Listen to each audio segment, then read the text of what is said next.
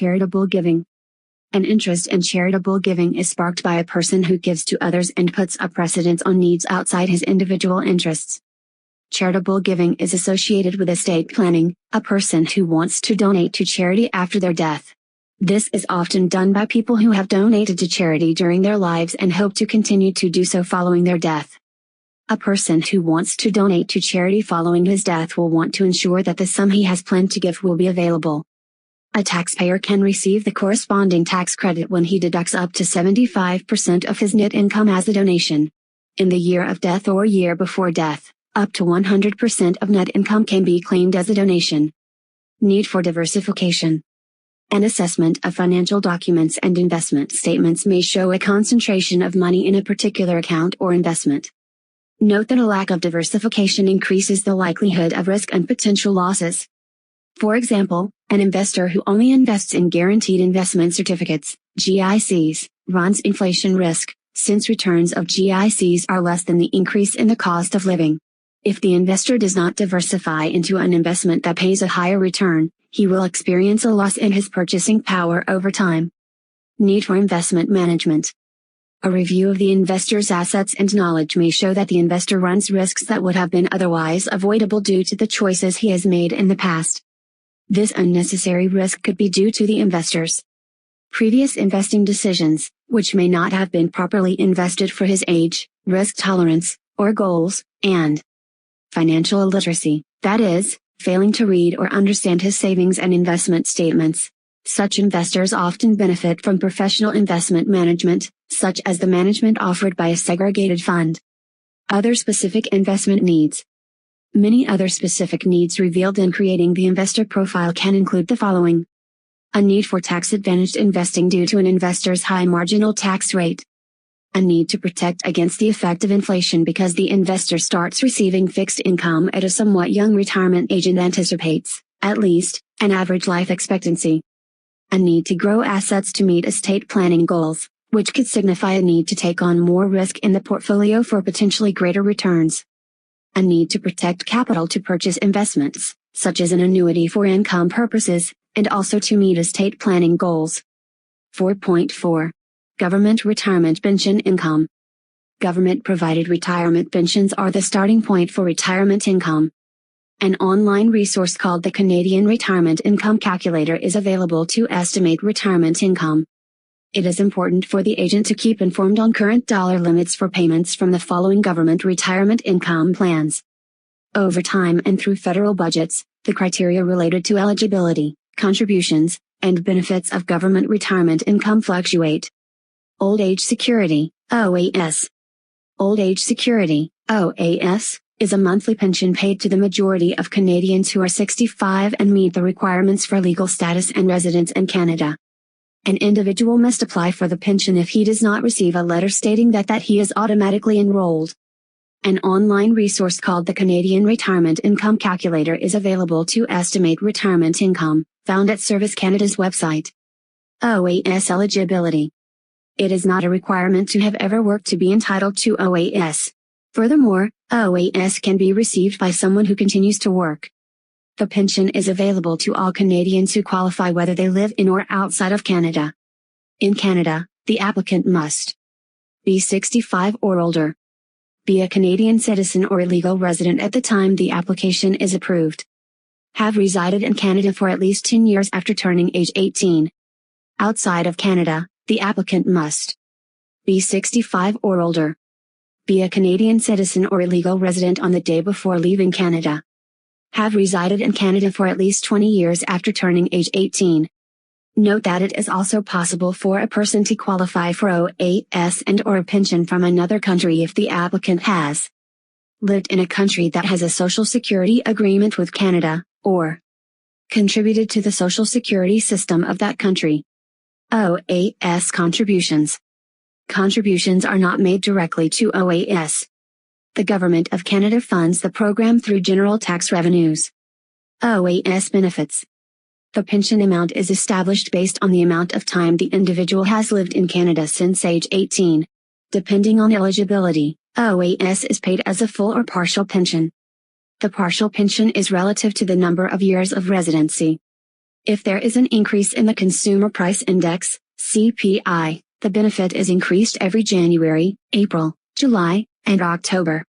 The pension can be deferred for up to 60 months after becoming eligible. The monthly payment is presently increased by 0.6% for every month it is deferred, 7.2% per year, up to a maximum of 36% or 7.2% times 5 years, at age 70. There are no additional increases after age 70. Example. In 2014, Helena decides to defer receiving her OAS pension for 1 year because she is still working and has no need for the additional income. Her monthly benefit increases 0.6% per month over the year for a total increase of 7.2% or 0.6% times 12 months.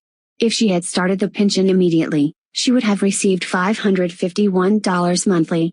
By waiting 12 months, it will increase to $590.67 monthly or $551 plus 7.2%. Taxation of benefits. OAS benefits are taxable income. The OAS pension is linked to income.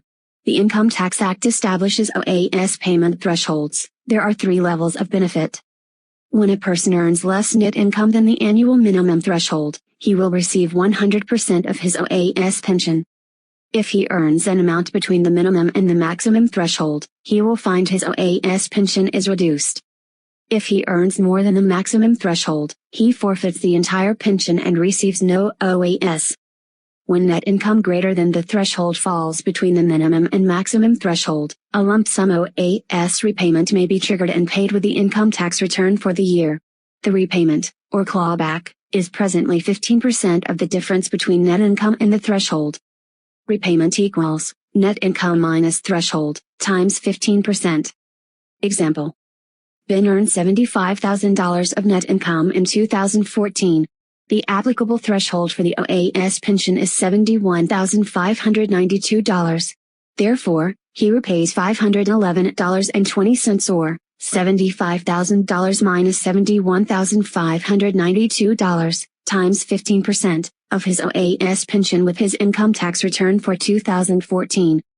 To prevent repaying large sums in the future, benefits may be reduced by a recovery tax. It reduces monthly benefits. An annual reconciliation takes income and threshold into account. No recovery tax is charged if the income falls underneath the minimum threshold.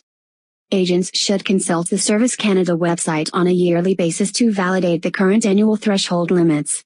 www.servicecanada.gc.ca web link. Canadian Pension Plan, CPP, and Quebec Pension Plan, UPP. Almost all workers, between the ages of 18 and 70, and employers in Canada pay into the Canada Pension Plan, CPP. The CPP provides a retirement pension, disability benefit, and death benefit. The Quebec Pension Plan, UPP, is similar to the CPP for Quebec workers and employers. The QPP replaces the CPP in Quebec. There are some slight differences between the CPP and QPP such as the following. The post-retirement benefit which does not exist in Quebec. Note that contributions to the QPP must continue if work continues while receiving retirement benefits. The different set of determinants used in Quebec regarding the surviving spouse of a QPP pensioner. CPP eligibility. To be eligible for a CPP retirement pension, a worker must have made one valid CPP contribution, and submitted an application. Note that the application cannot be submitted until 1 month after turning 59. CPP contributions. Pensionable earnings refer to the amount contributed to the CPP based on employment income. Contributions start at a set level of income. In 2014, a person did not make CPP contributions if he earned less than $3,500 per year. Contributions are not made above the income level called the year's maximum pensionable earnings, YMPE. Pensionable earnings describes the contribution zone in between the minimum and maximum income at which contributions cease. Contributions were made at the rate of 9.9% of pensionable earnings in 2014. The contribution is split between the employer and worker. The self-employed worker pays the full amount based on net business income. The more contributed to the plan, the more ultimately paid as a pension, to the maximum. The amount received as a pension can be improved by dropping out from the pension calculation a certain number of lowest earning years. This is the general dropout provision. A specified period of time for a caregiver who has no earnings or low earnings because he stayed home to raise his children, called the child rearing provision. Contributions to the CPP end when the pension initiates, at age 70 or death. The CPP retirement pension can commence while continuing to work. Contributions to the CPP resume by the employee and employer, or by the self-employed, and they go toward the payment of the post-retirement benefit, PRB. The PRB is an additional pension available to contributors. It is paid for life and added to the CPP benefit. It is compulsory to make contributions to the PRB between ages 60 and 65 if work continues. At age 65, contributions become voluntary. CPP benefits. The amount received as a monthly retirement pension benefit is a result of the number of years contributions are made, the amount contributed, the age at which the pension begins. The pension is increased on a yearly basis based on an increase in the cost of living as measured by the Consumer Price Index, CPI. The typical age to begin receiving the pension is 65, it can start at the earliest at age 60. When the pension is received before age 65, the amount paid is reduced by the number of months the pension begins. Note that the penalty for the early pension is rising between 2011 and 2016 from 0.5% per month to 0.6% per month. Over a year, beginning in 2016, the penalty is 7.2% per year or 0.60 times 12 months. If a pensioner starts the pension at age 60, that is, 5 years early, his pension would be reduced by 36% or 7.2% times 5 years. Example. Lorraine will retire at age 60 in 2016. She would receive $657.90 from the CPP at age 65. However, by beginning 5 years early, she incurs a reduction of 36% or 7.2% times 5 years. At 60, Lorraine will receive $421.06 or $657.90 minus $657.90 times 36%, as her CPP retirement pension. The pensioner delaying his pension after age 65 enhances it over time. Every month the pension is not received, from 2013 on, the benefit rises by 0.7%, 8.4% per year. For example, a pensioner who waits 5 years receives a 42% rise in the amount received, 8.4% times 5 years. Example. Stephen decides the time for retirement will arrive when he turns 69 in 2016. As a result of waiting, his CPP retirement pension is increased from its base, which would have been $922.44 at age 65, to $1,232.38 at age 69 or $922.44 plus 8.4% times $922.44 times 4 years. PRB recipients receive a benefit based on earnings, CPP contributions made in the previous year, and the age at which the PRB begins. The maximum PRB benefit for per year is equal to 1/40th of the maximum CPP retirement pension. The benefit is in proportion to contributions. For example, if PRB contributions are half the maximum, benefits are half the maximum. The deceased's CPP contributor's spouse and child or children are eligible for a survivor's pension. The amount received by the spouse is calculated based on the deceased's age, the amount of time contributions were made, the amount contributed, and whether CPP retirement or disability benefits are already being received. The child's benefit is payable to age 18 or up to age 25 if the child is attending school, college, or university full-time. A disability benefit and a death benefit is payable by the CPP when the contributor becomes severely disabled for an extended time or dies. Taxation of benefits. The CPP benefit is taxable income. Benefits for low-income earners. The Guaranteed Income Supplement, GIS, and the allowance are monthly benefits paid to low-income OAS recipients. These benefits are not taxable. Supplementary pensions may be offered provincially to low-income retired residents. Low-income benefit recipients will most likely not have enough income to invest. GIS eligibility, contributions, and benefits. The following are applicant requirements to receive the Guaranteed Income Supplement. Applicants must live in Canada, be a legal Canadian resident, meet the annual income test, and make their application in writing. Contributions are not made to the GIS directly. Government revenues fund the GIS. The GIS benefit is available starting at age 65. It will increase to age 67 in 2023. It increases on a quarterly basis due to indexing. The amount received is based on marital status and income. Income for a married couple is combined to determine the amount each spouse receives. Allowance eligibility, contributions, and benefits. The allowance is accessible to individuals who are 60 to 64 years old, and whose married or common law spouse receives the OAS and is eligible for GIS. It is not a requirement to make contributions to receive the benefit. The age for eligibility will rise beginning in 2023. By 2029, the pension will not be available before age 62. As for the OAS and the GIS, other eligibility criteria include years of residency and income. The allowance is paid as a set benefit.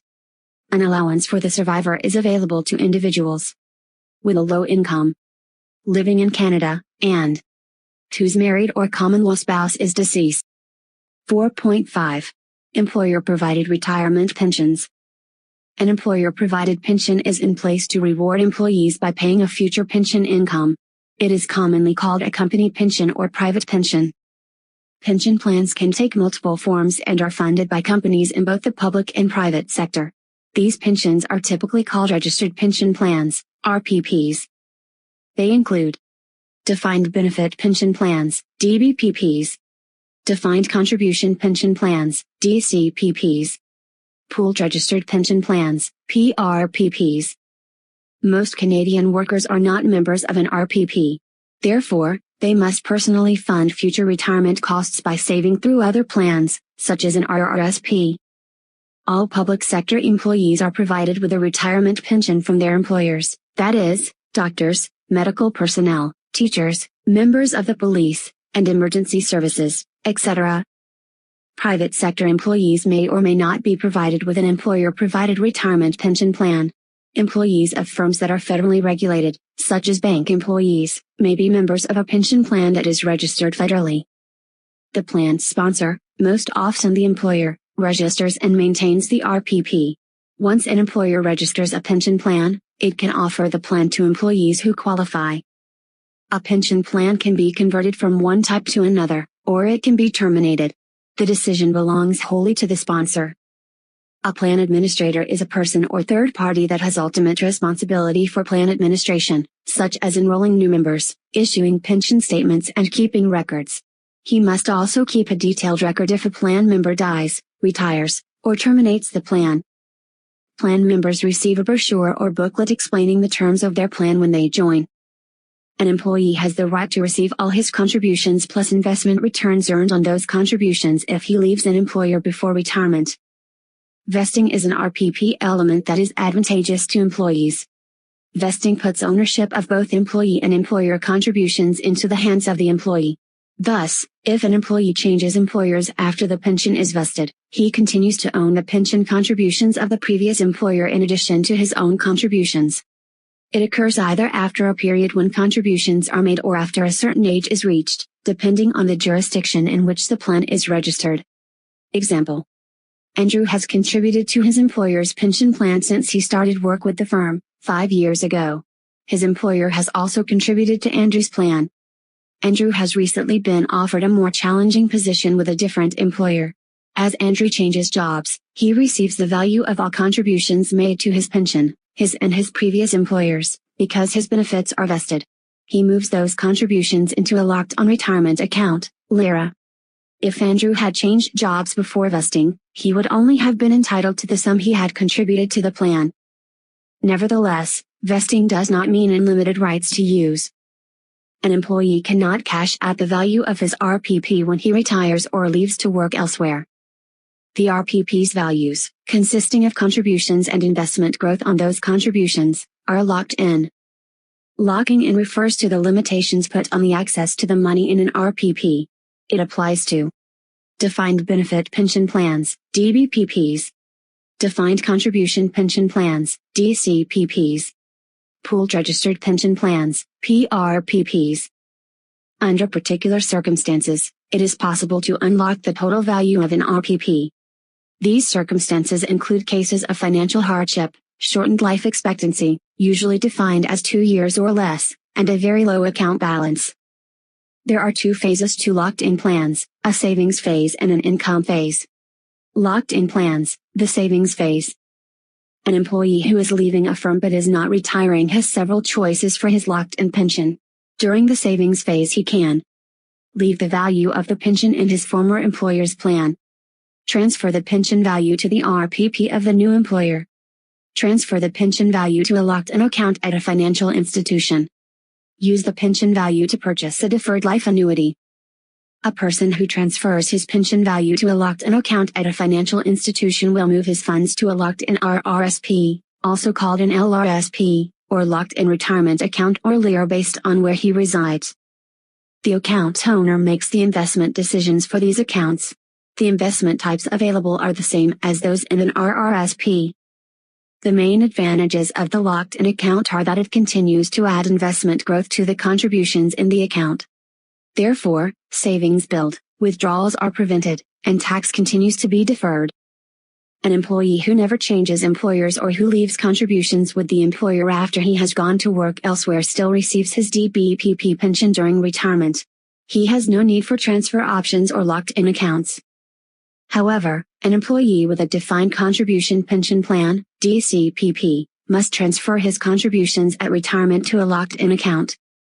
RPP contributors cannot access their locked-in plan's value before the specified retirement age. The plan is locked in to ensure that withdrawals are not made until the retirement age. If funds are not locked in, withdrawals could be made, and the account value diminished before the beginning of retirement. Locked-in plans, the income phase. The savings phase shifts into the income phase when the locked-in RRSP or LIRA is converted to another form of locked-in plan that is structured to issue payments. This must take place no later than the end of the year in which the plan owner turns 71. Options available for the income phase of the RPP are established at a financial institution.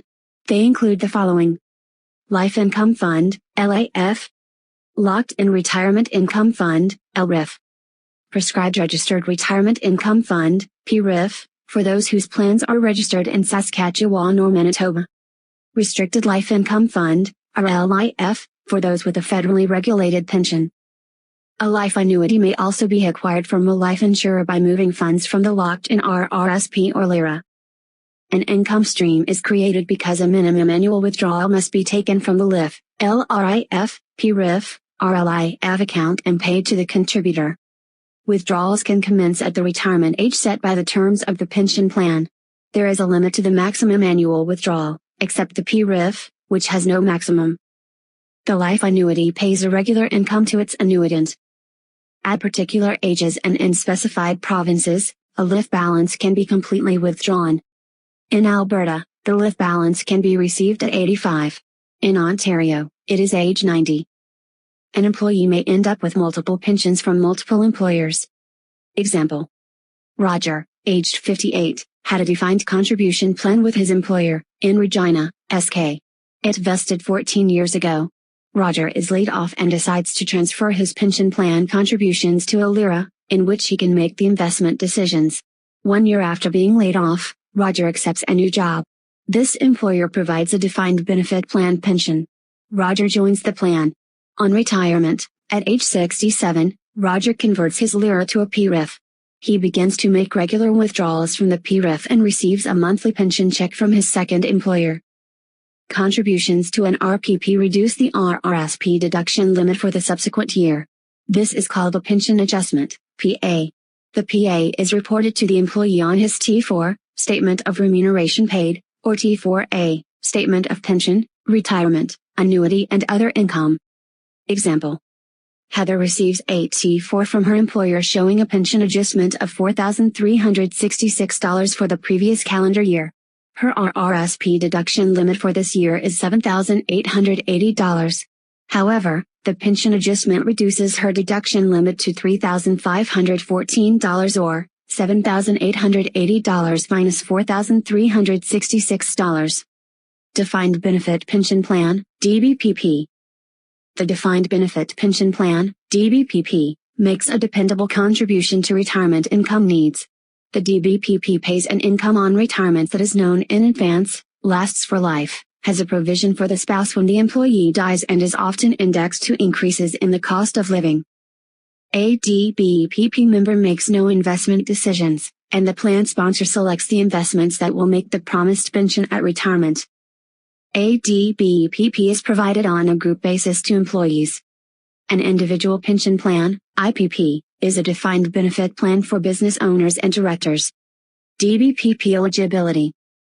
A plan can be made for all of the company employees, or a class of employees.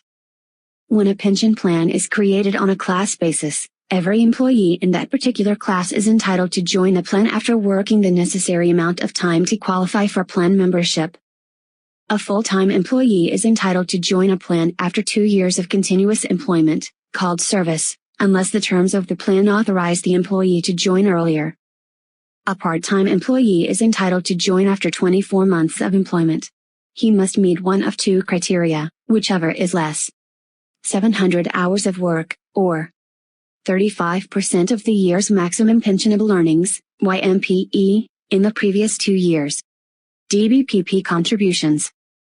The plan sponsor selects a plan that is either contributory or non-contributory. Contributory plan, employees and the employer contribute, or non-contributory plan, only the employer contributes. The employer's contribution to funding the pension plan is determined by an actuarial estimation of the amount required to pay for pensions in the future. When a plan is contributory, an employee may be able to make additional voluntary contributions, a VC, that will generate a higher pension. These contributions are deposited into a separate account that is structured as a defined contribution pension plan, DCPP, in which the employee makes investment decisions. These plans are referred to as combination plans or hybrid plans. An employee who is entitled to enrollment in his employer's DBPP can contribute for both current service and past service. This occurs if a pension plan is initiated by a sponsor. It recognizes employment retroactively. The maximum contribution limit per year is set at 1/9 of the sum available to make a payment to a defined contribution pension plan, DCPP. This amount is determined by the Income Tax Act. DBPP benefits. The amount received by the former employee is typically calculated in one of three ways. By final average earnings. Based on average earnings in the years leading up to retirement. By career average earnings. Based on average earnings during the entire period of plan membership. A flat benefit. Based on a fixed dollar amount for each year of plan membership. The rate at which benefits accrue cannot be more than 2% of a plan member's remuneration for the year to a maximum annual dollar amount. Some plans help to protect the benefit from inflation by raising the benefit fully or partially in step with rises in the Consumer Price Index, CPI. A member of a DBPP can elect to obtain the commuted value of his pension at retirement or when employment ends. The commuted value is a lump sum payment representing the present value of the pension. Commuted values are locked in, and the sum must be transferred to another account that continues locking in, such as a LIRA. Benefits can be put at risk for DBPP members if the pension plan is underfunded and the plan sponsor fails to make its required contributions to the plan. On the death of a DBPP member, his spouse will receive at least 60% of the pension. If there is no spouse, a beneficiary may receive a lump sum payment representing a commuted value of the pension. Defined Contribution Pension Plan, DCPP. A Defined Contribution Pension Plan, DCPP, is also called a Money Purchase Plan, MPP. The amount paid as retirement income for a DCPP member is completely dependent on contributions and investment income that build up in the plan. The employer makes no obligations to the amount of pension that will be received. Thus, the plan member is not aware of the income to anticipate during his retirement. A DCPP member determines how to invest contributions. He receives a menu of investment choices and a default investment option. The default option is used when the member does not make another investment choice from the existing options. The plan member is responsible for the sum available to him as a pension since the outcome of his investment decisions determines the plan's final value. DCPP eligibility. Full-time employees are often required by their employers to join their DCPP plan, whereas other employers leave the choice up to the employee. There is no compulsory waiting period for full-time employees. Part-time employees may be qualified to join as well. However, part-time employees may have to meet equivalent eligibility requirements as for a DBPP. DCPP contributions. DCPP contributions are made by the employee and the employer. Employers are required to make a mandatory minimum contribution. Employee contributions are not mandatory, and supplementary voluntary contributions may not be approved. There is no contribution to a DCPP allowed for previous service. The Income Tax Act establishes the yearly contribution limit. The employer provides information regarding investments to the employee. The employee selects the investments in line with his risk tolerance and time horizon to retirement. DCPP benefits. The retirement pension from a DCPP is a result of amount of contributions, the length of time contributions are made, and investment performance. There are no guarantees regarding the amount received as a pension. The employer that has sponsored the DCPP does not pay the pension. The accumulated funds in the plan must be moved to a locked-in account at retirement. The retiree will keep his savings in a locked-in account if he is not prepared to start receiving income. He will move the account value to an income fund or life annuity when he is ready to begin receiving income. Pooled Registered Pension Plan, PRPP. The newest form of pension is the Pooled Registered Pension Plan, PRPP. In Quebec, the plan is called the Voluntary Retirement Savings Plan, VRSP, and must be put into place when an employer does not offer a registered pension plan and has at least 5 employees. Administrators provincially register plans. Following registration, administrators propose the plan to self-employed employers and people. The administrator is a third party that provides the PRPP and is responsible for its operations. Note that an administrator is not an employer. A PRPP is a pension plan similar to a DCP, with the exception that employer contributions are not obligatory. Its objective is to give a low-cost retirement savings plan for those who are not members of RPPs or employer savings plans. The plan is based on the idea of pooled contributions, a way to lessen fees for members. PRPP eligibility. Full-time employees are eligible to join a PRPP right away. Part-time employees can join a PRPP after finishing 24 months of uninterrupted employment. When they are eligible, employees are automatically enrolled in the plan selected by a participating employer. An employee who does not want to join the PRPP must withdraw within 60 days of notification of enrollment. PRPP contributions. Employee and employer contributions are not compulsory. They are made as a deduction from payroll earnings. This contribution at source means they do not compete with other demands on savings. The RRSP contribution limit is equal to the maximum limit for a yearly contribution. Transfers to the PRPP can be made from an individual's RRSP, Registered Retirement Income Fund, RRF, or Deferred Profit Sharing Plan, DPSP. Contributions are invested in line with the choices made available by the plan administrator. PRPP benefits. Funds are locked in with the same restrictions as other locked-in pension savings. Retirement income will be based on the amount saved, the amount of time contributions are made, investment performance and which transfer choice is used for the locked-in funds. 4.6. Employer-provided savings plan. Savings plans are made available to employees from employers as Deferred Profit Sharing Plans, DPSPs. Group Registered Retirement Savings Plan, GRRSPs. These plans are not overseen by pension standards legislation and do not have the locking-in provisions of employer-provided pensions. Deferred Profit Sharing Plan, DPSP. Companies offer deferred profit sharing plans to share their business profits with employees who are plan members. DPSP eligibility. Employees eligible for plan membership are determined by the DPSP sponsor. Significant company shareholders and their close family members are not eligible. DPSP contributions. The employer is the only one who makes contributions. There is not a minimum contribution amount. Contributions are restricted to the lesser of 18% of a member's annual compensation or 50% of the DCPP limit. Vesting is provided in a 2-year maximum. The DPSP value is not locked and a withdrawal may be made while the plan member is still employed. The plan member controls how the value of the account is invested. Contributions create a pension adjustment and as a result reduce available RRSP contribution room. All withdrawals are taxable to the employee at the same rate as regular income. DPSP benefits. When a DPSP member retires or moves to another employer, he can receive the proceeds of the plan as a lump sum, purchase an annuity, transfer funds to an RRSP or RIF. A member can start to receive income payments from the plan when he retires. The plan's value may be transferred to another RPP or DPSP by a plan member who is not retiring. Group Registered Retirement Savings Plan, GRRSP. A GRRSP is the same as an RRSP provided to individuals with the exception that a GRRSP is offered on a group basis. Group plans require members to pay lower fees than they would pay on an individual plan.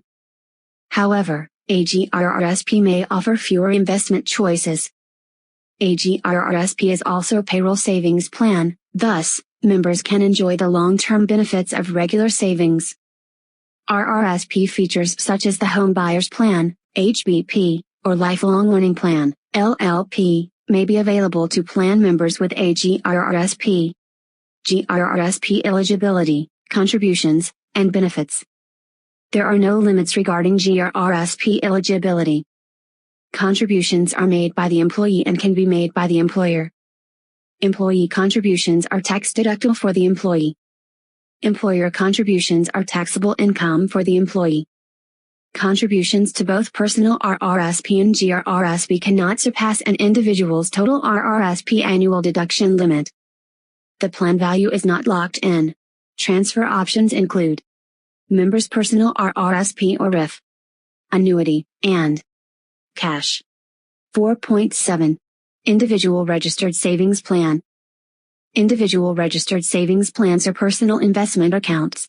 They are registered with the Canada Revenue Agency, CRA, by the institution that holds the plan's account. For example, you open an RRSP account at Bank ABC. Bank ABC registers the account with the CRA.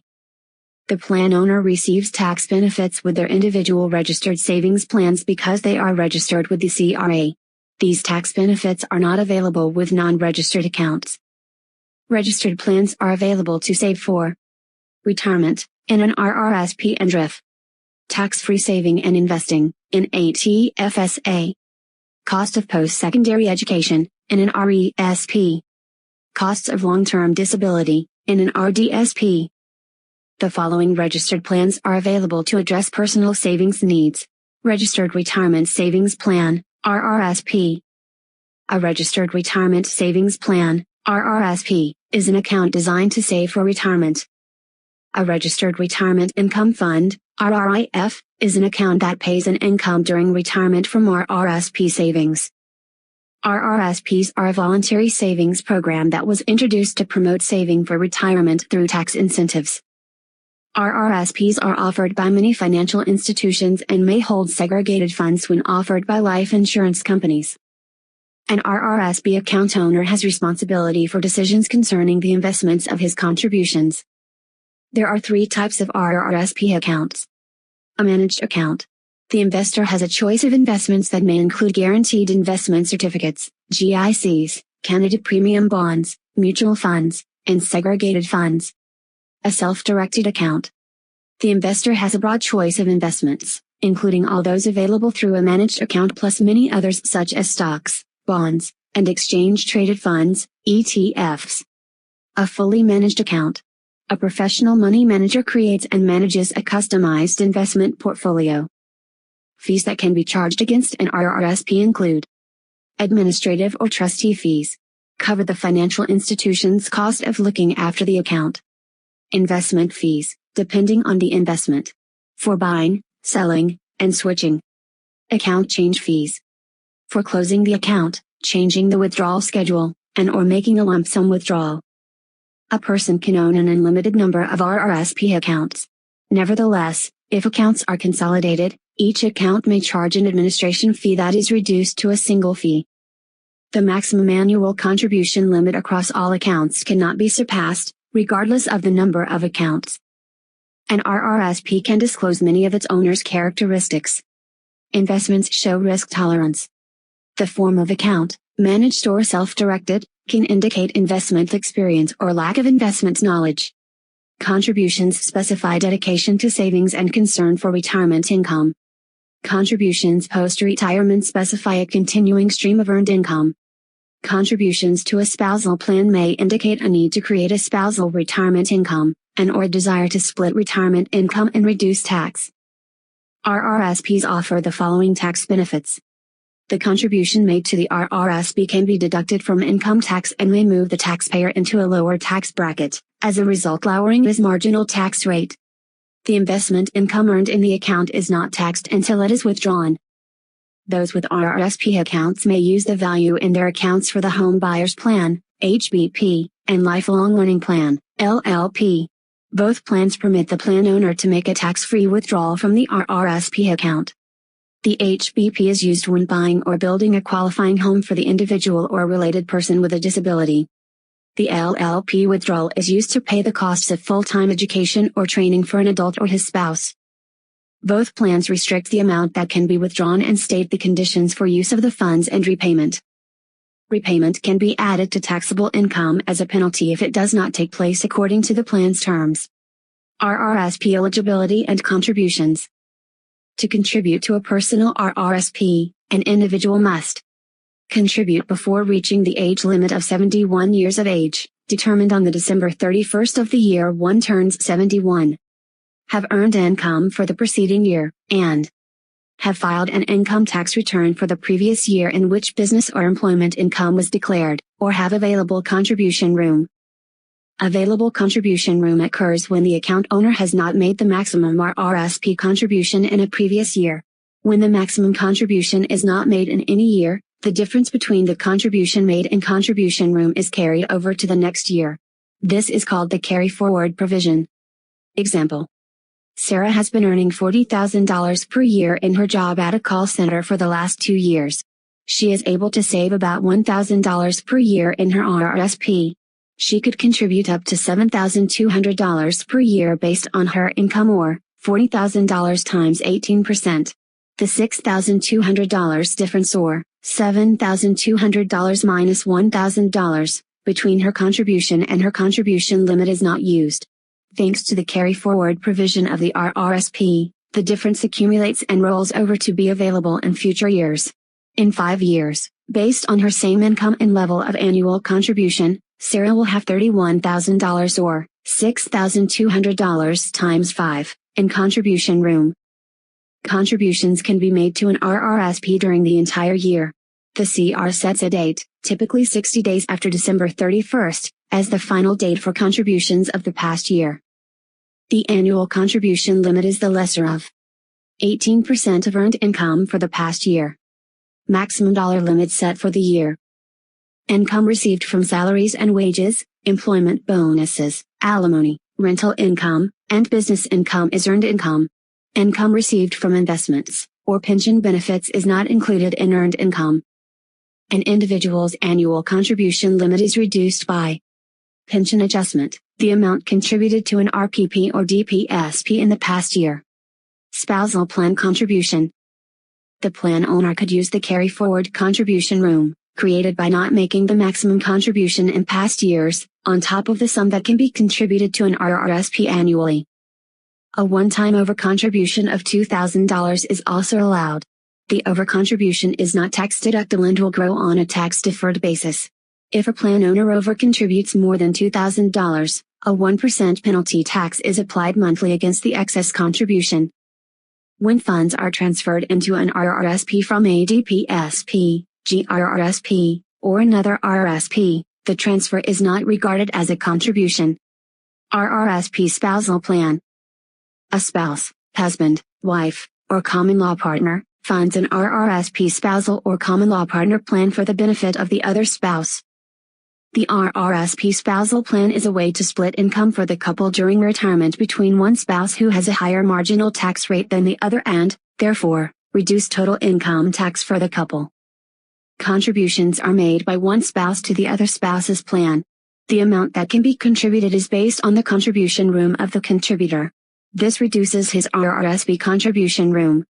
Example. Julie has available contribution room of $9,600 this year for her RRSP. She sets up a spousal RRSP for her common law partner, Tony. She deposits $2,500 to Tony's spousal RRSP. Julie's contribution to her own RRSP now cannot exceed $7,100 or $9,600 minus $2,500. When they retire, Julie will be in a higher tax bracket than Tony because she has pension benefits and other private income. If she had not set up the plan for Tony, all her RRSP withdrawals would be taxed at her marginal tax rate as income. However, through the spousal plan, withdrawals from Tony's plan will be taxed at his marginal tax rate, which is lower than Julie's. The amount of withdrawal, up to the amount contributed, will be added to the contributing spouse's taxable income in the year of the withdrawal. If the spouse who has received funds into his RRSP from the other makes a withdrawal from the plan in the year the deposit is made or the 2 calendar years following that year. Solely, the contributed portion of the withdrawal is attributed back to the donor spouse, not the growth portion, if the withdrawal is a combination of contributed money and growth on that money. Having a spousal RRSP can prolong the tax benefit of contributions past age 71 if the recipient spouse is younger. Contributions can be made until the RRSP matures when the younger spouse reaches the end of the year in which he turns 71. RRSP withdrawals. RRSP withdrawals can be made at any time. The financial institution holding the account must hold back a portion of the withdrawal in a withholding tax. The withholding tax does not represent the entire tax amount that will be owed on the withdrawal, rather, it represents an advance payment. Note that there may be additional tax owed. The balance will be calculated when the income tax return is filed. There are separate withholding tax rates for Quebec. The withholding rate increases in relation to the withdrawal, as shown in Table 4.1. Table 4.1. Federal withholding tax on RRSP withdrawals. Withdrawal. 0, up to $5,000. Federal withholding tax outside Quebec. 10%. Federal withholding tax in Quebec. 5%. Withdrawal. $5,001, up to and including $15,000. Federal withholding tax outside Quebec. 20%. Federal withholding tax in Quebec. 10%. Withdrawal. $15,001 or more. Federal withholding tax outside Quebec. 30%. Federal withholding tax in Quebec. 15%. Quebec residents making a withdrawal from their RRSP, no matter the amount, must pay an additional 16% provincial withholding tax. RRSP maturity.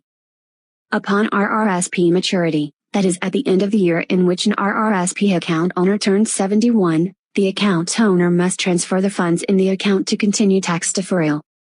Transfer options, also called maturity options, include a registered retirement income fund, RRIF. Investments in the RRSP can be transferred in kind, in which case they are simply switched from the RRSP to RIF without having to be sold. The investments in the RRSP can also be sold, and the cash transferred over to the RIF. A term annuity to age 90 or a life annuity. The investments in the RRSP must be sold so the cash can be used to pay for the annuity. Alternatively, he can cash out the RRSP and pay tax on the proceeds. Funds in the RRSP can be transferred to one of the options or split across the options. Death of RRSP owner. An RRSP account should have a named beneficiary. If a beneficiary is not named, the account's value is included on the final income tax return, and it will be included in the calculation of probate fees in the provinces where they apply. Note that they do not apply in Quebec. Naming a beneficiary eliminates probate fees on the account's value. The RRSP can roll over tax deferred to a registered plan when the beneficiary is the spouse, a financially dependent child or grandchild younger than 18, or any financially dependent child or grandchild who is infirm.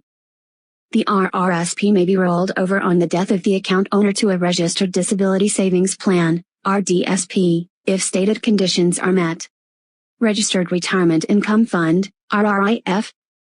Registered Retirement Income Funds, RIFs, are a maturity option for RRSPs. The RIF account's function is to pay retirement income, even though income can begin before retirement.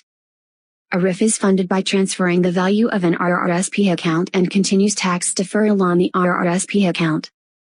An individual with an RIF account has responsibility for decisions regarding investments. An RIF has the same options available as an RRSP. RIF withdrawals. An RIF owner is necessary to make a minimum yearly withdrawal from his account. There is no withholding tax on the minimum withdrawal. All withdrawals are entirely taxable as income. A withholding tax applies to any amount of withdrawal in excess of the minimum amount. The minimum withdrawal amount is a percentage of the account that increases with age, as shown in Table 4.2. The percentage charged is based on the age of the account owner on January 1st and the RIF value. Withdrawals can be based on the age of a younger spouse and will make the account last longer if the minimum is withdrawn because a smaller percentage of account value is taken. For minimum yearly withdrawal from RIF, see Table 4.2. Withdrawals are all taxed at an equal rate as interest regardless of how the account has been invested and whether capital gains and losses, interest and dividends have been earned. Thus, there is no tax advantage to investing in equities in an RRSP or RIF.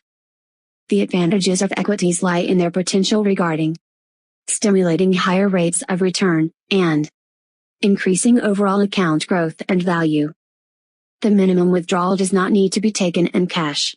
The account owner can take the investment in kind and transfer it to a non-registered investment account or tax-free savings account, TFSA.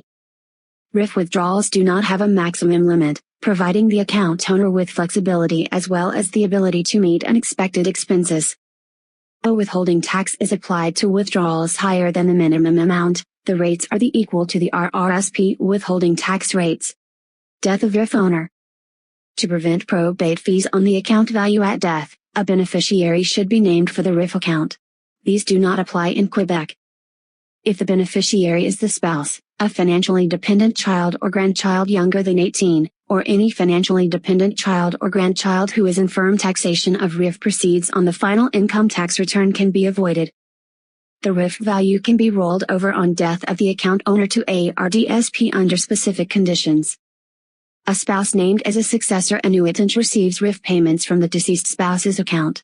If the spouse is not a successor annuitant, the RIF is terminated and its value rolled into the surviving spouse's RIF. Tax-free savings account, TFSA.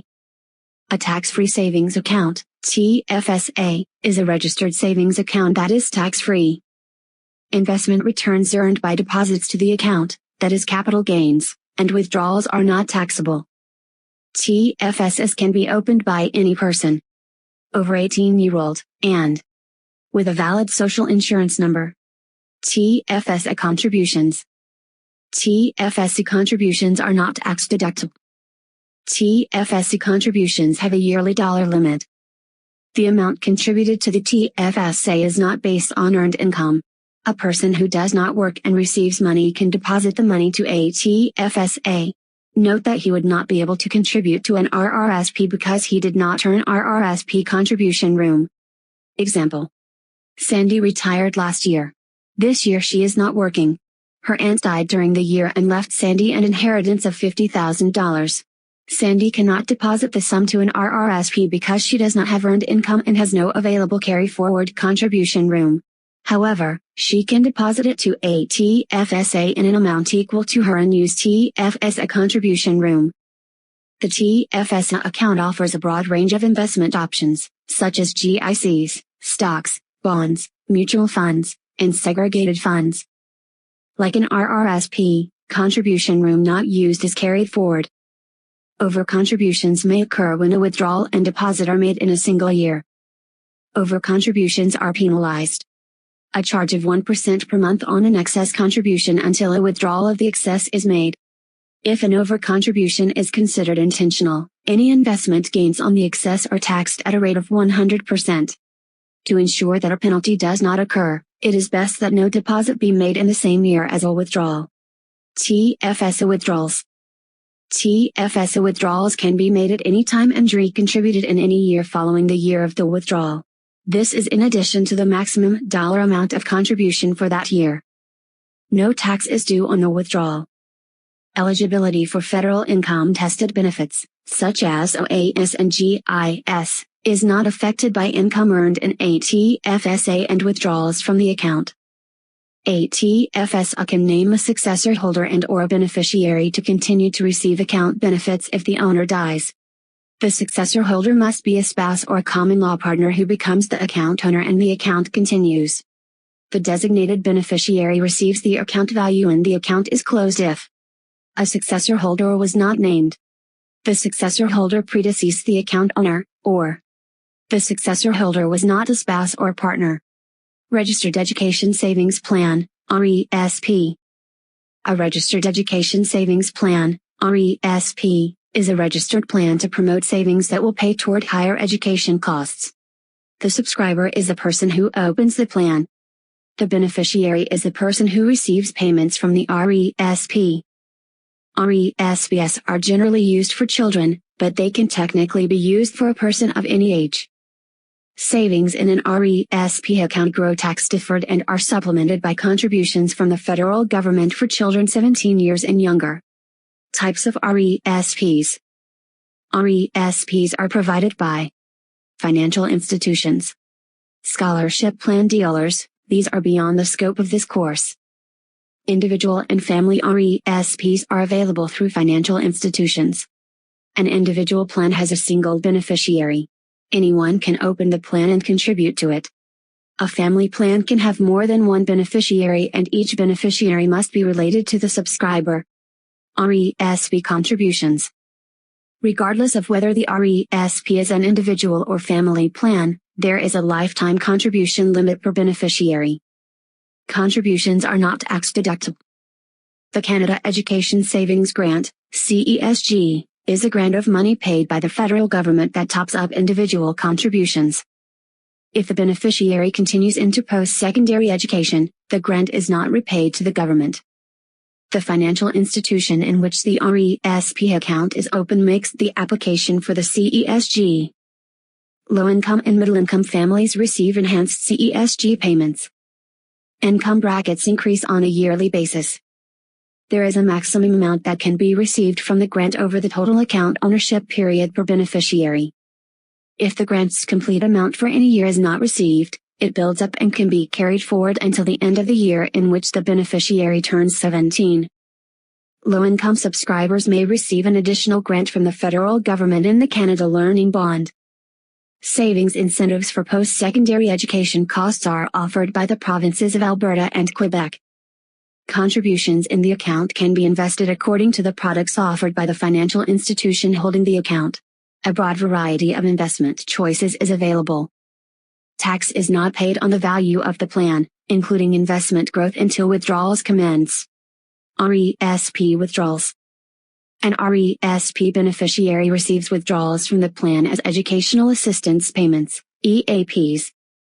EAPs are paid only when the student is enrolled in an eligible educational program. An EAP consists of the Canada Education Savings Grant, the Canada Learning Bond, any amount paid under a provincial education savings program, and the earnings on the money saved in the RESP. Withdrawals are taxed in the hands of the beneficiary. The EAPs are typically tax-free since most students have little income. Registered Disability Savings Plan, RDSP. The Registered Disability Savings Plan, RDSP, is a registered savings plan to assist parents and others save for the financial needs of a child or person with a severe and long-lasting impairment in physical or mental functions. RDSP eligibility. A disabled person is eligible to be a beneficiary who is eligible for the disability tax credit, disability amount, is a Canadian resident, is under 60 years of age. If 59, the individual must apply before the end of the calendar year in which he or she turns 59, and has a social insurance number. RDSP contributions. Contributions are not tax deductible. There is no annual limit for an RDSP. However, there is a lifetime contribution limit. Private contributions result from regular savings, lump sum contributions, that is, an inheritance or a life insurance policy death benefit, or a rollover from a deceased individual's RRSP, RIF, or RPP. The federal government may pay a matching Canada Disability Savings Grant of up to 300% of private contributions based on the amount contributed and the beneficiary's family income. There is a maximum annual grant and a lifetime limit. Grants are paid into the RDSP until the end of the calendar year in which the beneficiary turns 49 years. Low-income and modest-income individuals may annually receive a Canada Disability Savings Bond into their RDSPs from the government. The bond is paid into an RDSP even if no contributions were made to the plan. Bonds are paid into the RDSP until the end of the calendar year in which the beneficiary turns 49. RDSPs can be carried forward. Unused grant and bond entitlements from the past 10 years, starting from 2008, can be claimed for existing RDSPs, or RDSPs opened in January 2011 or later. The amount of grant and bond is based on the beneficiary's family income in those years. The grant amount paid is also dependent on how much is contributed to the RDSP. Grants and bonds are paid on entitlements that are not used up to a yearly maximum. RDSP payments. Only the RDSP beneficiary or his or her legal representative may receive payments. RDSP payments are made as a Disability Assistance Payment, DAP. The DAP is a single payment. It can be received only if private contributions to the plan are greater than government contributions. A Lifetime Disability Assistance Payment, LDAP. The LDAP is a sequence of payments. Once the plan beneficiary requests an LDAP, these payments are made to the beneficiary on at least a yearly basis until plan termination or death. This payment must begin no later than the beneficiary's age 60. Investment income earned in the plan accumulates tax-free.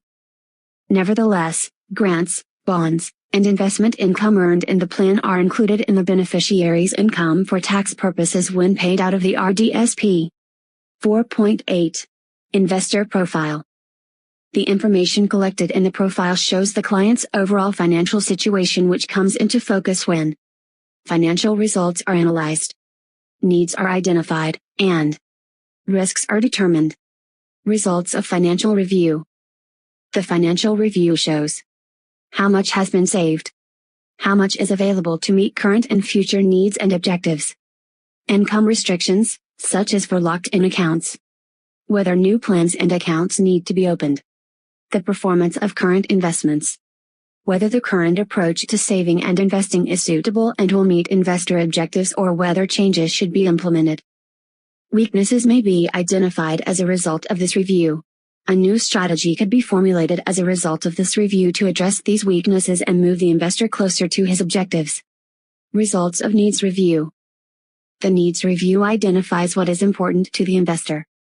To set his objectives, the investor should arrange his needs in line with financial data. Determination of risk tolerance. Risk tolerance measures the investor tolerance for taking risks to attain investment objectives. It can be judged based on factors that have come to light while developing the investor profile.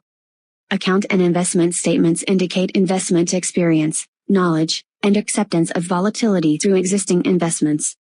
Acceptance of risk is demonstrated in the analysis of personal risks. Accounts in place and their level of funding demonstrate an approach to being risk-ready. Investor profile goal. The agent should make recommendations to the client in line with the investor profile based on facts and requirements as a result of his analysis. The agent shows his ability as an investment advisor by working through all the elements of the investor profile. Chapter 5, Segregated Fund and Annuity Recommendation. 5.1. Finding a segregated fund. When the needs analysis is completed, the agent may find the client wants an investment with the benefits of an insurance contract. The client wants to tap into the performance of the capital markets. The client needs indicate a long-term investment is most suitable. The client is not seeking a regular income from this investment, either now or in the near future, or guarantees appeal to the investor's risk tolerance. These factors can lead the agent to conclude that a segregated fund investment should be recommended for a client with some or all of these characteristics. Fund analysis. Fund recommendation requires the agent to stay up to date on new fund products, read industry journals and marketing materials, seek out the product wholesalers and other investment or product specialists for their input. The agent's analysis and subsequent recommendation should be completely separate and independent from the commission or trailing fees that the agent would potentially earn. Client suitability must be the only standard used when determining which fund would be most appropriate from the assortment of available funds. All analysis should be based on the most current information, and it should be provided to the client in a timely fashion. Information provided to the client can be fact-based and/or opinion-based.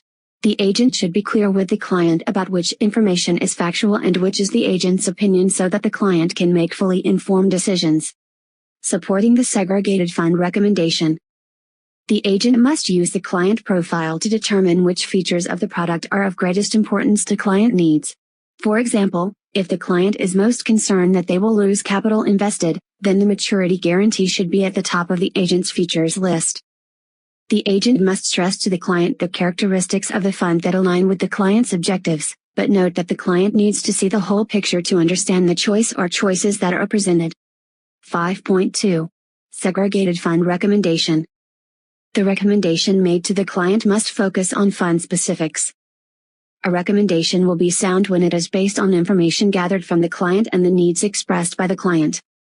Ultimately, it is the client who makes the final decision and then, once the decision has been made, proceeds with the application. If the client's decision is contrary to recommendations, the agent should document the client's reasoning and seek input from their manager about proceeding. If a client returns to the agent in the future for a subsequent investment, that agent must readdress the client's needs and objectives at that point. An agent must never assume that previously identified needs can be used to support a new recommendation. Instead, each investment must be analyzed separately. Every segregated fund recommendation should consider a set of common elements that are discussed in the following pages. Identification of fund and its characteristics. The recommendation will identify the insurer that provides the fund, for example, XYZ Life, and how the fund is invested, for example, in equities, bonds or other. The agent must ensure that the investor understands what they are investing in, how returns in the fund are achieved, and any risks involved.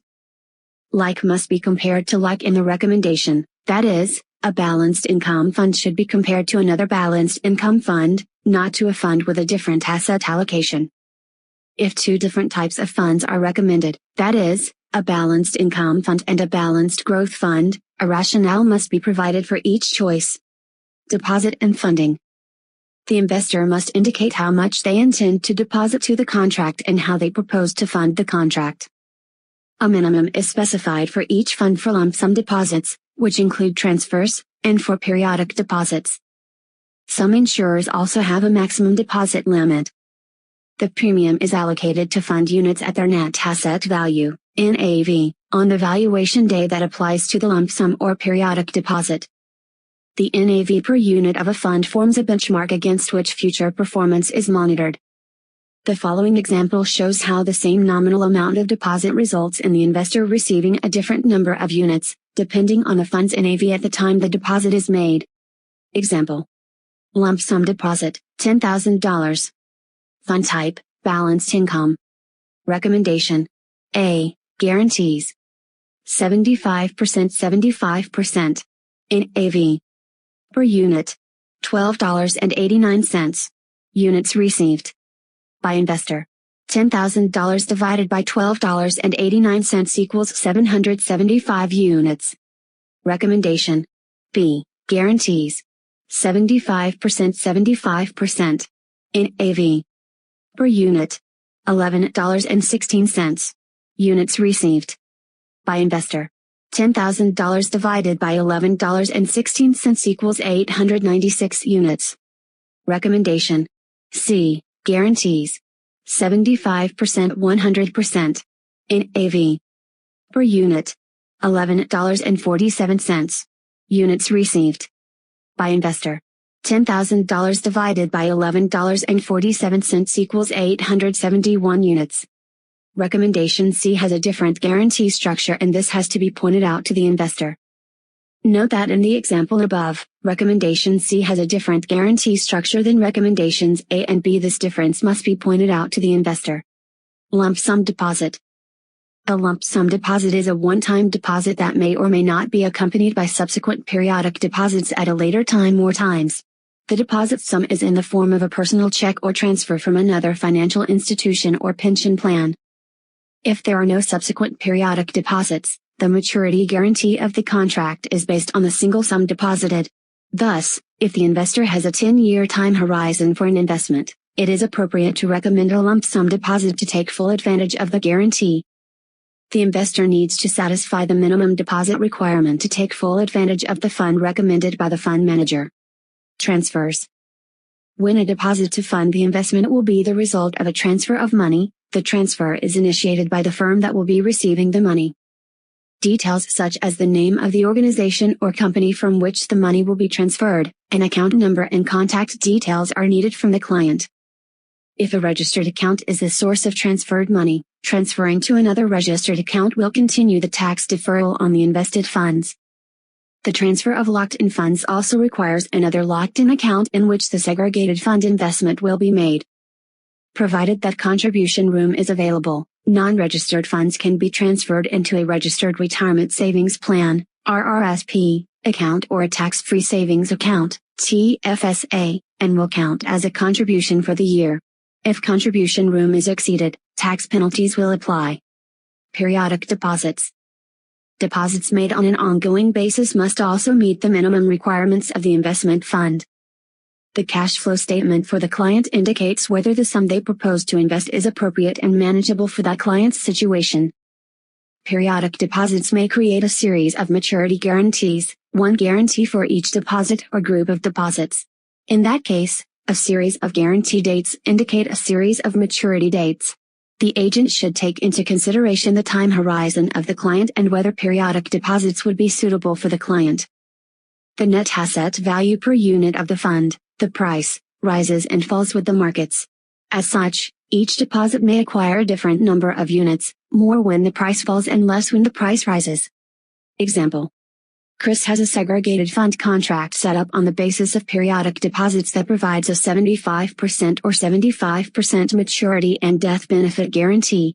At the end of each month for a year, he deposits $250 to the contract. Therefore, each of the 12 deposits is guaranteed at $187.50, $250 times 75%, on each of its 12 maturity dates. Chris's time horizon should correspond to the series of maturity dates. Value of guarantees. The agent may wish to recommend a suitable maturity guarantee and death benefit guarantee based on what they have learned about the client through the client needs assessment and investor profile process. The guarantee rates offered are either 75% or 100%. If a switch is made from one fund to another during the contract, if the guarantee rate of the new fund differs, then the guarantee rate will change to that of the new fund. Maturity guarantee. The maturity guarantee is automatically provided in all segregated fund contracts as 75% or 100% of deposits at maturity. It should be reiterated to the client that deposits are guaranteed at maturity, to the percentage selected for maturity guarantees. If the market value of the account is greater than the guarantee due to fund performance, the investor will receive the market value at maturity. If the contract is surrendered before the maturity date, then the investor loses the benefit of the maturity guarantee. If withdrawals are made, the guarantee will be adjusted. The 100% guarantee generates a higher fee for the management expense ratio, MER. The agent who recommends a fund with one guarantee or the other has to be able to substantiate the decision in their analysis by comparing the effect of a lower or higher MER, in addition to other fund attributes. The agent will also want to stress to the investor that some funds have higher potential for growth than others based on the fund's risk level. An assessment of the fund's risk is detailed in the information folder and fund facts for each fund. Death benefit guarantee. Just like the maturity guarantee, the death benefit guarantee is an automatic part of the contract, 75% or 100% depending on the terms of the fund. The guarantee may be reassuring to those whose health is impaired at the time the contract is taken out, or to those who are older. Contract maturity date. The minimum maturity date is 10 years from the deposit date. The client should be informed of the maturity date and actual time, that is, the month, day, and year for maturity based on the date the deposit is made. The client should also be shown the relationship between a higher guarantee or guarantees and an extended maturity date, as some segregated funds that offer 100% guarantees require a 15-year period to maturity. Principal risks of segregated funds. Risks of a segregated fund are rated as very low, low, low to moderate, moderate, moderate to high, and high. This rating is based on historical volatility of a fund. The level of risk of a fund depends on its underlying investments. Usually, the greater the potential return, the greater the risk, and vice versa. Fund risk varies over time due to changes in interest rates, economic conditions, and investment market conditions. Funds are also subject to specific risks, based on their type. For example, bonds have high interest rate risk, but low market risk, whereas an equity fund, stocks, have very high market risk and low interest rate risk. When preparing and giving a recommendation, it is important for the agent to consider the risk rating of each recommended fund, the forms of risk associated with the fund, for example, market risk and inflation risk, the risk tolerance of the investor. Reset. Usually once per year, investors can lock in increases in the market value of their investment through the reset feature. Not all segregated funds offer resets. Funds that offer a reset feature may have a higher management expense ratio, MER. When making a recommendation that includes a fund that provides reset and one that does not, must show the cost of reset. Other aspects of reset that need to be compared between recommendations include the number of resets permitted in a year, whether reset is automatic or only on client's instruction, how reset affects the maturity date, maturity guarantee, and the death benefit guarantee. Example. Nasser's agent, Farah, recommends a segregated fund contract that will have a 10-year maturity date from April 23, 2015.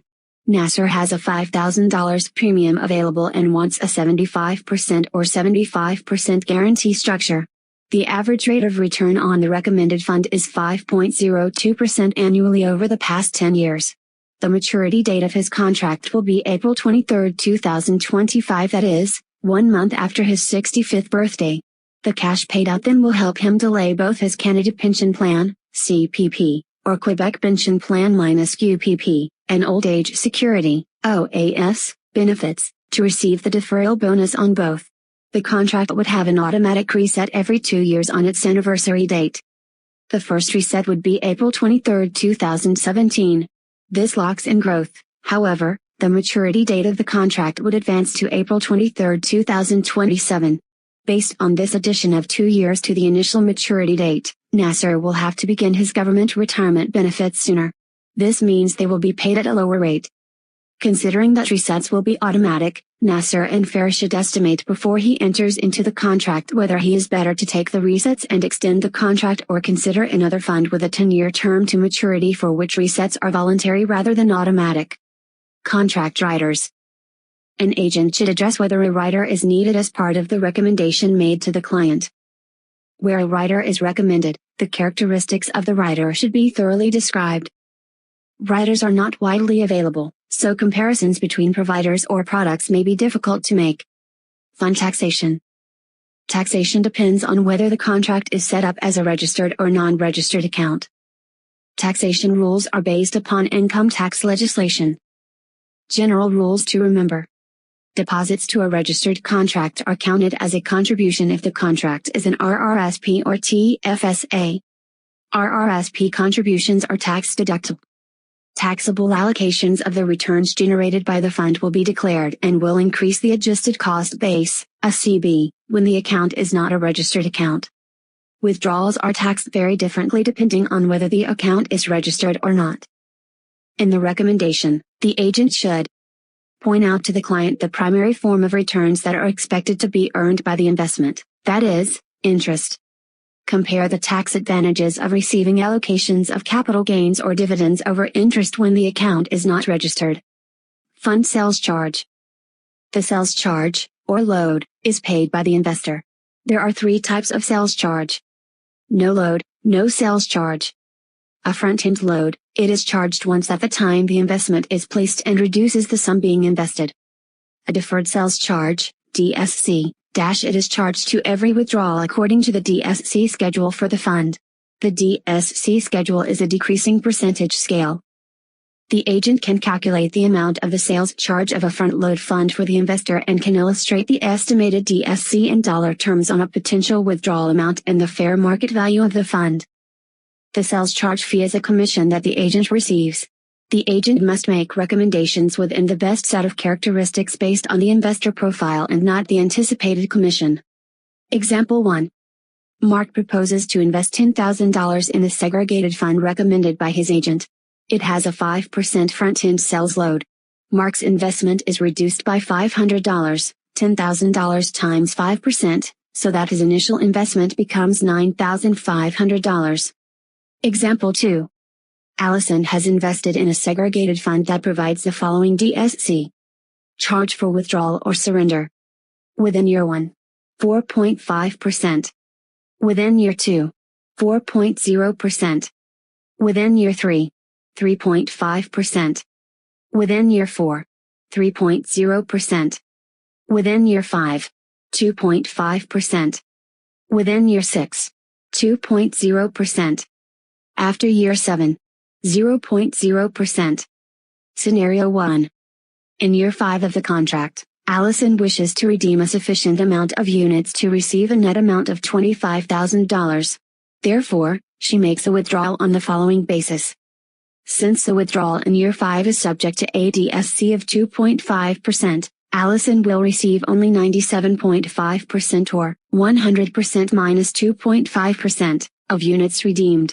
If she wishes to obtain $25,000, she must, therefore, redeem units in the amount of $25,641 or $25,000 divided by 97.5%.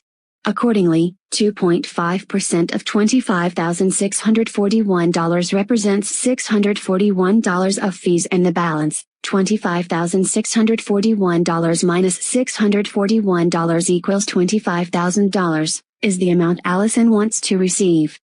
On the other hand, if she wished to withdraw $25,000 from the account value, the amount received would be reduced to $24,375 by the 2.5% DSC, $25,000 minus 2.5%.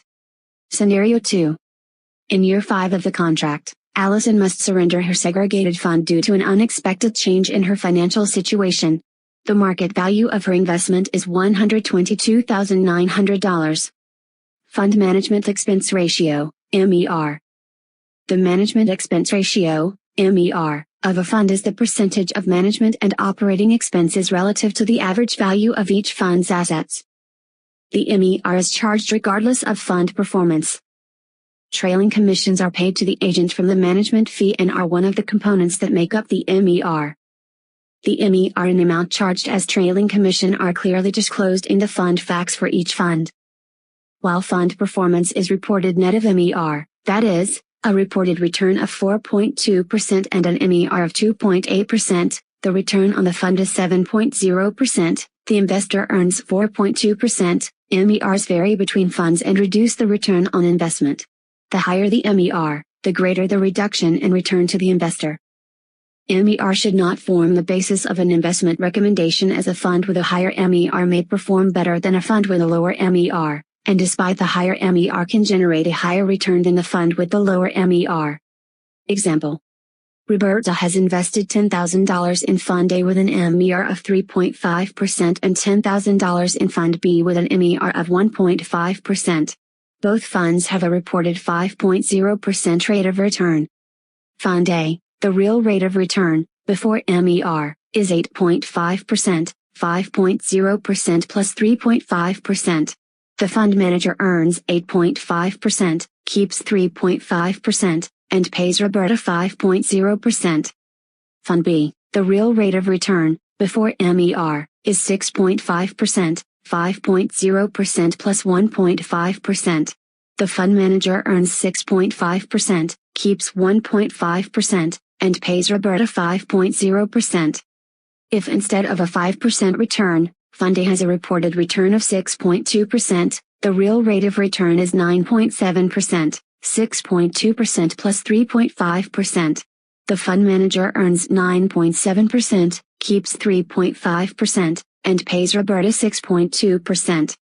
Fund details. The agent is responsible for discussing and explaining the contents as contained in the information folder and fund facts of each fund, to the investor. Fund facts are particularly useful because their information facilitates comparison between funds. They are brief summaries of the many details relevant to each fund. Delivery of fund facts.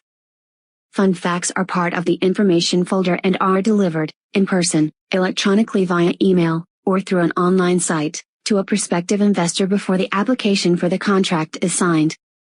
Providing the fund facts is mandatory as part of the disclosure process that accompanies a sale. The client must acknowledge either in writing or in conversation with the agent that they have received the information folder. Delivery of financial statements. The financial statements show selected financial information about a fund. They are not provided with the information folder. Clients may submit their request for financial statements to the agent or directly to the insurer providing the fund. All funds release annual audited financial statements and semi-annual unaudited financial statements. Total value of fund. This dollar figure, shown in the fund facts for the fund, reveals how much is invested in the fund. The total value of the fund is relevant because it is the figure on which the MER is based.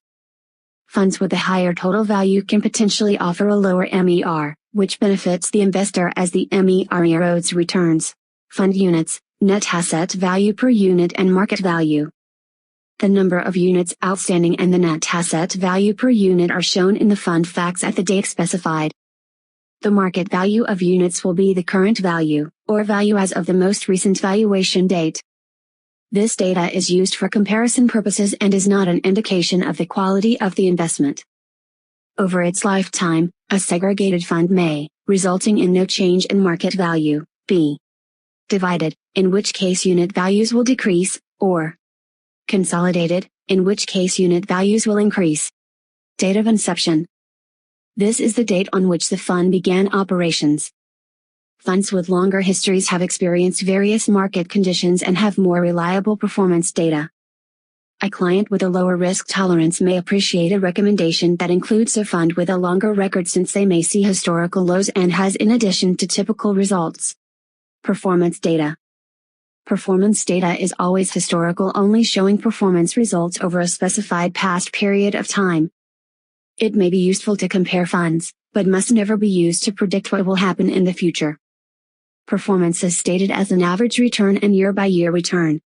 The average return states how much a $1,000 investment with the most basic guarantee, 75% maturity/75% death benefit, would be worth and its average annual return as a percentage for the years shown. Year-by-year returns show the fund's annual performance in a chart format. They also state the number of years of positive performance and negative performance. Where a segregated fund invests in real estate, the purchase and sale of real estate in the fund is described for the previous 5 years. Funds with a history of less than 1 year do not report performance data. Fund manager. Performance can be attributed to the manager of the fund. The fund manager appears on the fund facts, but the document does not show how long the same manager has been in place. If a fund has displayed strong performance over a long period but the fund manager is new, investors should question whether the strong performance will continue. Fund managers are regularly reviewed and can be changed if they do not meet expectations of the insurer. Portfolio turnover rate. The portfolio turnover rate is expressed as a percentage of the fund's holdings that have been replaced during the previous year. The turnover rate impacts the MER, with high turnover translating into higher expenses due to the costs of buying and selling. A low turnover indicates a buy and hold investment philosophy, and correspondingly lower costs for trading. A lower MER can improve investor returns. Fund penalties. Regardless of which segregated fund or funds are recommended and subsequently selected for investment, the client should be reminded of the long-term nature of the investment. Early withdrawal from a fund or switching between funds may incur fund penalties. Such penalties should be pointed out to the client and reference made to how they will be calculated. Some charges or penalties include account closing charge, frequent switching charge, fees to set up registered accounts, short-term trading fee, and unscheduled withdrawal or switch fee. 5.3. Finding for an annuity. An investor seeking income is a likely candidate for a payout annuity. Those looking for a very conservative investment without the limitations of segregated funds, such as the 10-year term to maturity period, sales charged an annual MER, may be potential candidates for an accumulation annuity. As with segregated funds, the agent must satisfy the principle of suitability for annuities. The agent must analyze benefits and limitations of an annuity investment given the client's needs and make a thorough comparison of annuities suitable to the client's needs. The agent must have documentation to support the recommendation and be able to show that alternative investments were considered and presented, in case the agent's recommendation is ever questioned in the future. Annuity analysis. The following questions, as discussed in Chapter 3, should be addressed in assessing an annuity to understand its features, benefits, and limitations. Is the annuity being created for income or savings? How many lives will be covered? Will the annuity payments be made for a specific period or life? When will income begin? Will income be a level payment or variable? How will the contract be funded? Or, which form of taxation will apply? To assess and recommend an annuity, the following questions must be answered. Does the client need income or savings? Is it sufficient for the client to be covered, or should it be the client and their spouse? Is the income need temporary or lifelong? When does the client need income to begin? Does the client need level income that they can count on, or is variable income better? How will the client fund the contract? Or, what will be the tax impact on the client? The agent has many products to analyze to find appropriate answers to these questions and form a suitable recommendation for the client. If an analysis cannot lead to a satisfactory recommendation, the agent can proceed with the best available recommendation while pointing out its advantages and its shortfalls, even if it may lead to the loss of a sale. Current offerings. The agent needs to keep apprised of new product introductions and innovations. It is never appropriate to rely on former decisions or only on knowledge of long-standing products. Every decision should be based on a review of what is currently available, which will include the new and old. Supporting the annuity recommendation. An agent may find that the characteristics of annuities make them the preferred choice for the investment based on the client's investor profile. For example, if income is a priority, then an annuity may be the best solution to provide the required income. An agent must have a sound basis for an annuity recommendation that is a result of client needs weighed against product features. Limitations need to be reviewed as well as alternatives.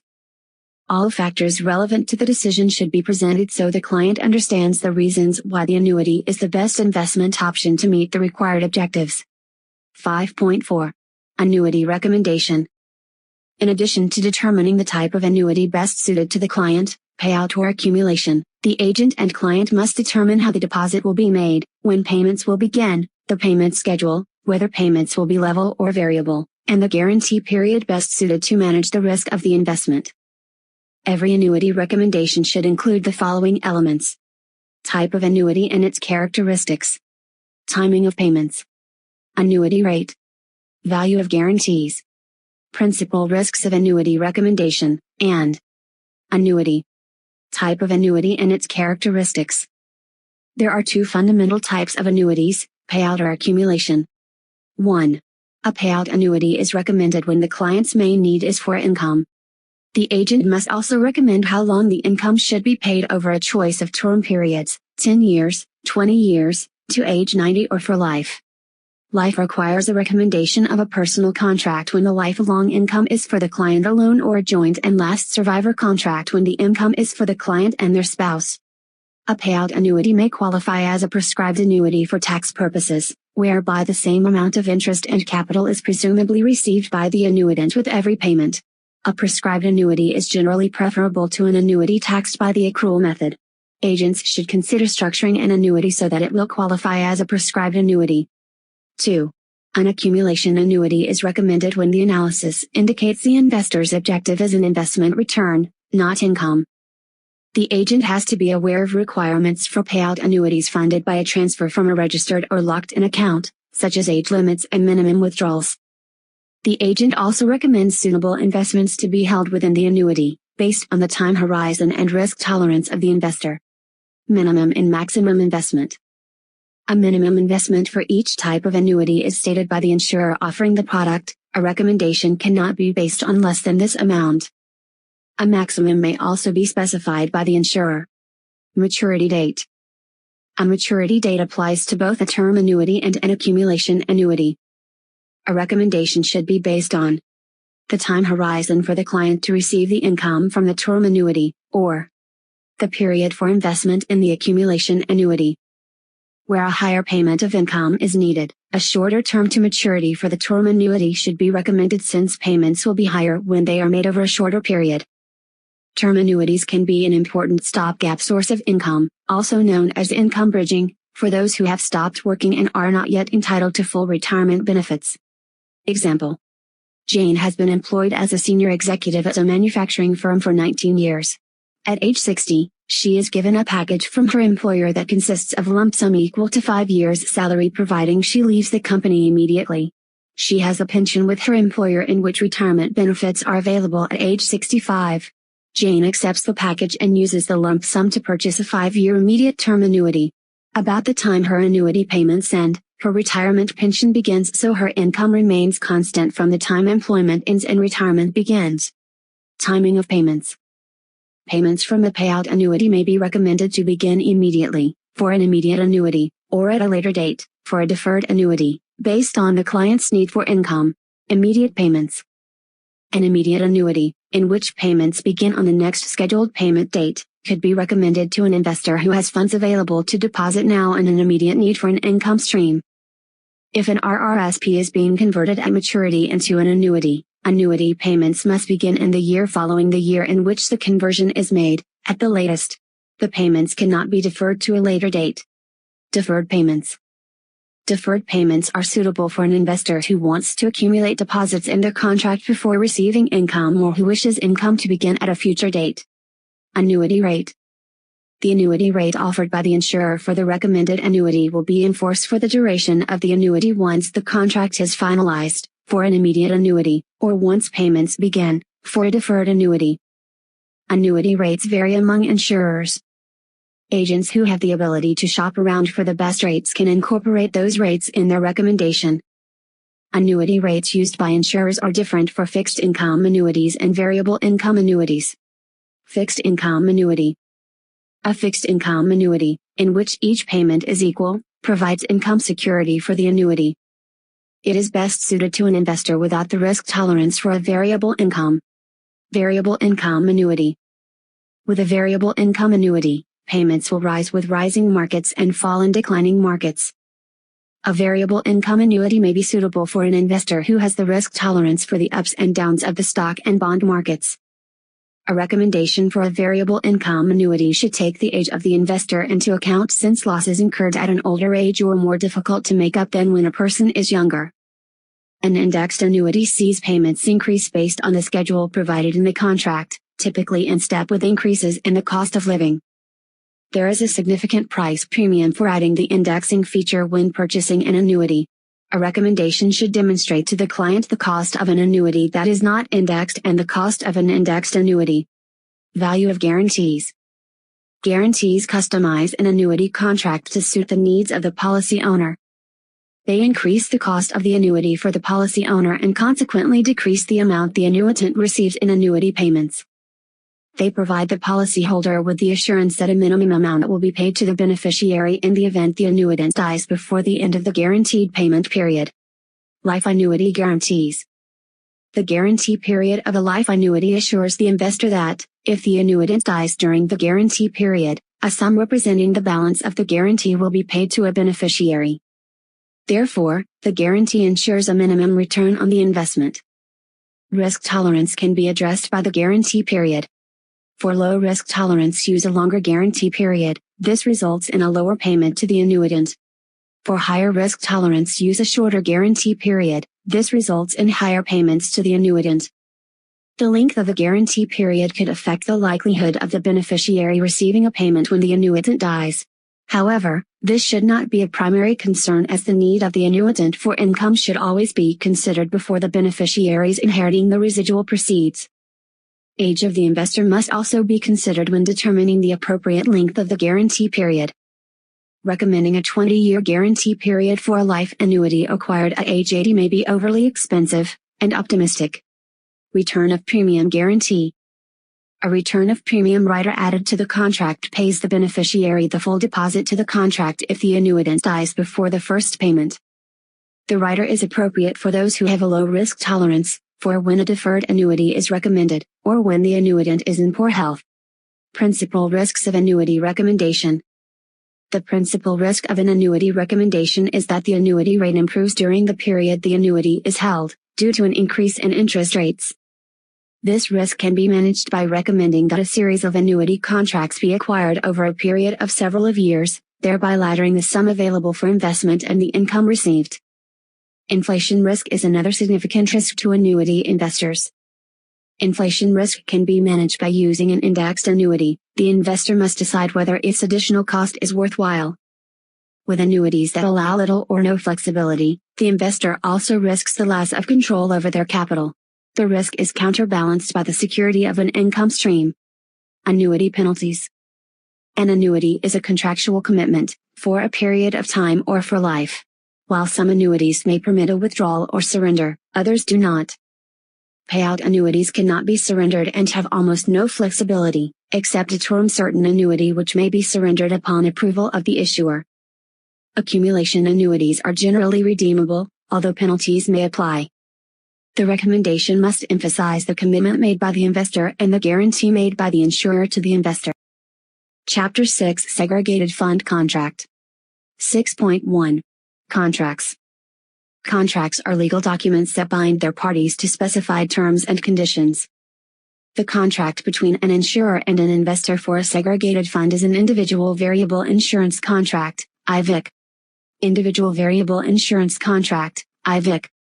The IVIC spells out how to buy, terminate, withdraw, and receive the benefits from the segregated fund investment. It is intended to reveal what the investor is buying and reinforce the risk associated with the investment.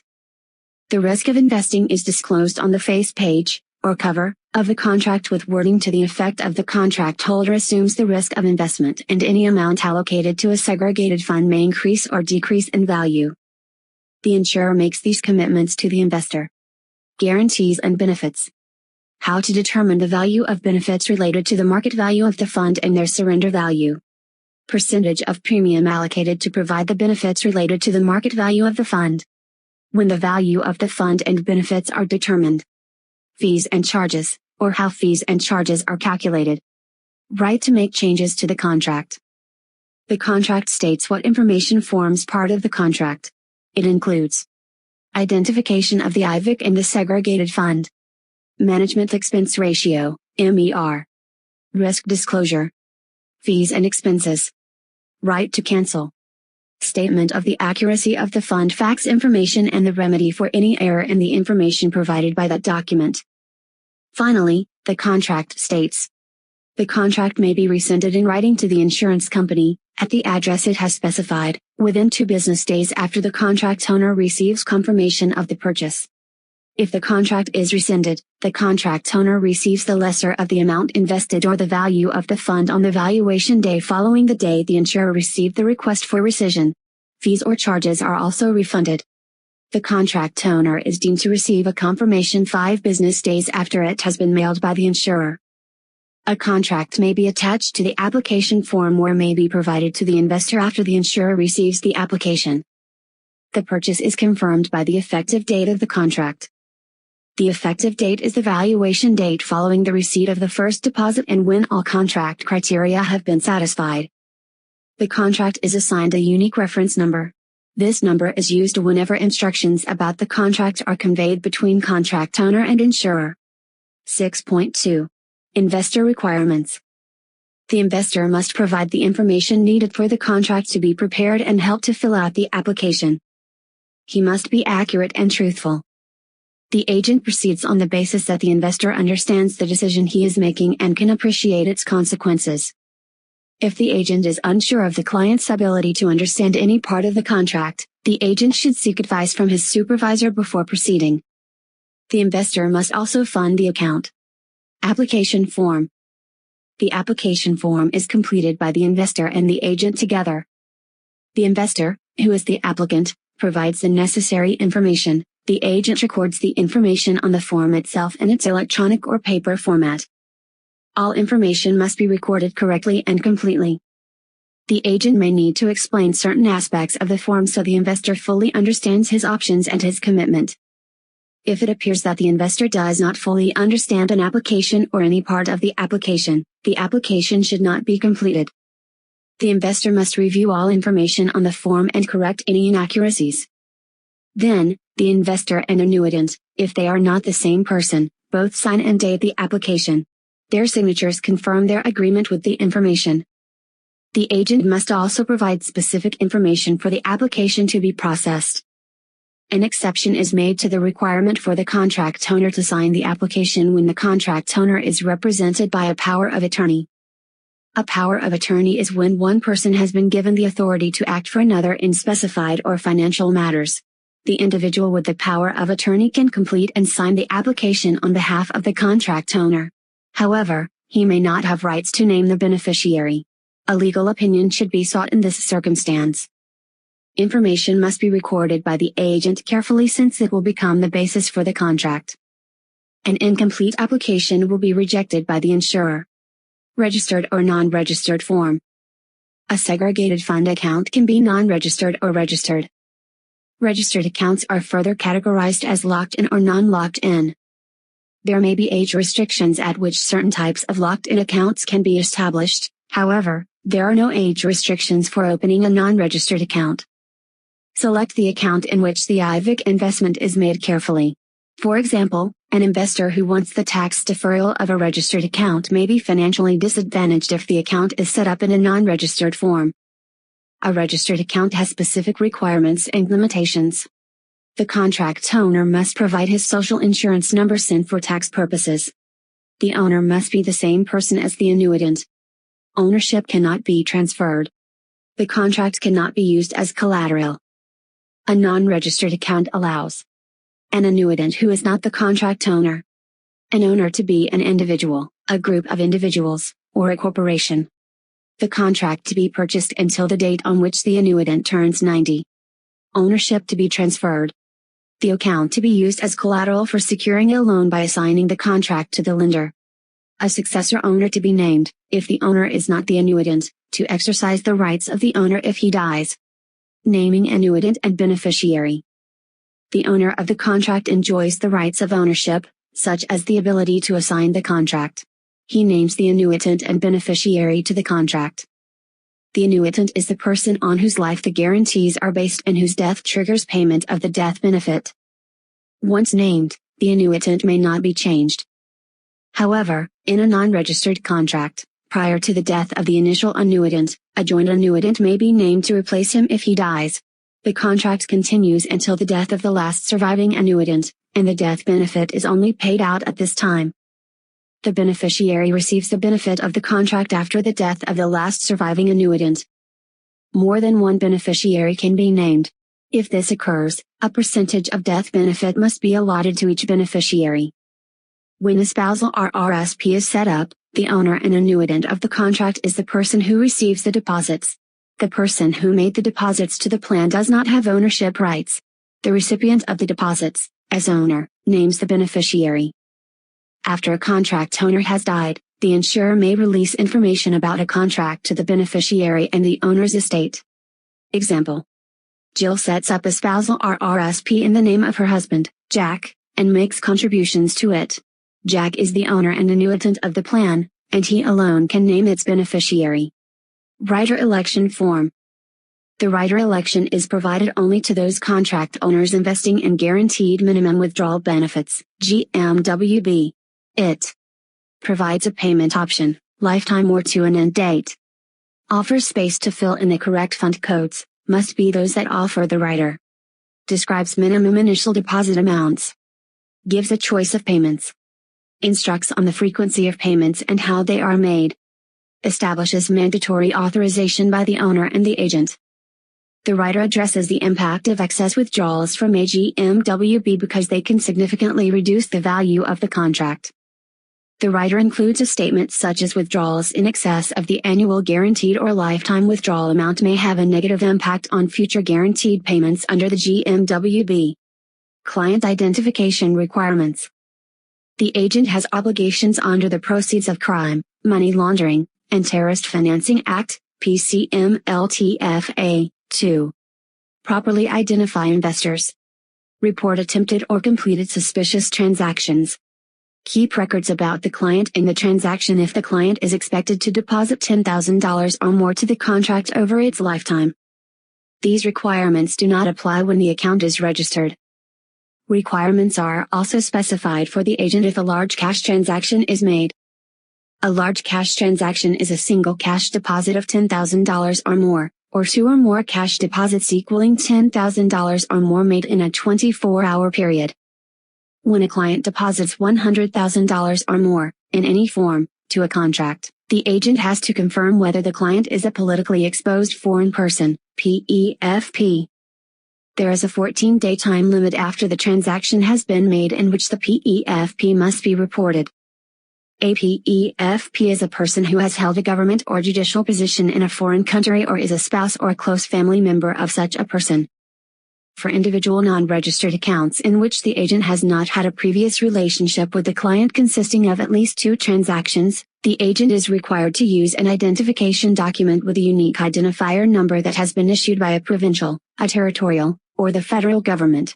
Some common documents that are satisfactory for identification are an original birth certificate, driver's license, passport, record of landing, or permanent resident card. Ontario, Manitoba, Nova Scotia, and Prince Edward Island prohibit the use of their provincial health cards for identification. Corporations and other entities must also supply acceptable identification, such as the corporation's certificate of corporate status, and the names of directors. The agent must be completely confident that the person appearing in the identification papers is the same person making the application. If there is any suspicion that the applicant is acting for a third party, then a form for third-party determination must be completed. Any suspicious transaction or attempted transaction may be of interest to the Financial Transactions and Reports Analysis Centre of Canada, FINTRAC. The agent may wish first to bring the situation to the attention of a supervisor or manager. Funding the account. A deposit must accompany the application. It can be in the form of a check made payable to the insurer for a lump sum, a transfer from another account, or by agreement for pre-authorized deposits. Pre-authorized deposits or debits, PADs, specify the frequency, weekly, bi-weekly, monthly, bi-monthly, quarterly, semi-annually or annually, the date of the first withdrawal from the account and the regular subsequent date for withdrawals. Banking information for the institution from which withdrawals will be made and a personalized void check or stamped confirmation from the bank must be provided. The deposit is allocated to the selected fund or funds. If more than one fund is chosen, the contract owner also indicates either the dollar amount of or percentage of deposit he wants to be applied to each fund. In some jurisdictions, when locked-in funds representing contributions to a registered pension plan are being transferred, the spouse must give consent to the purchase of the investment. The spouse has the option to release his rights to the pension contributions by providing a written waiver form. An RRSP, Locked-in Retirement Account, LIRA, also called an LRSP, or Locked-in Retirement Savings Plan, or Restricted Locked-on Retirement Savings Plan, RLSP, contract can accept deposits until the end of the calendar year in which the contract owner turns 71. To continue tax deferral, the following conversions can be made. An RRSP to a RIF. A LIRA or LRSP to a Life Income Fund, LIF, or Life Retirement Income Fund, LRIF. In Saskatchewan and Manitoba, the LIRA or LRSP to a Prescribed Registered Retirement Income Fund, PRIF. If an account must be transferred from one form to another due to attained age, the insurer handles the change. The contract owner is set up with a proper account and the same fund. There may be a minimum value required to open an account and for different forms of account. The investor is informed of the unit value for each deposit.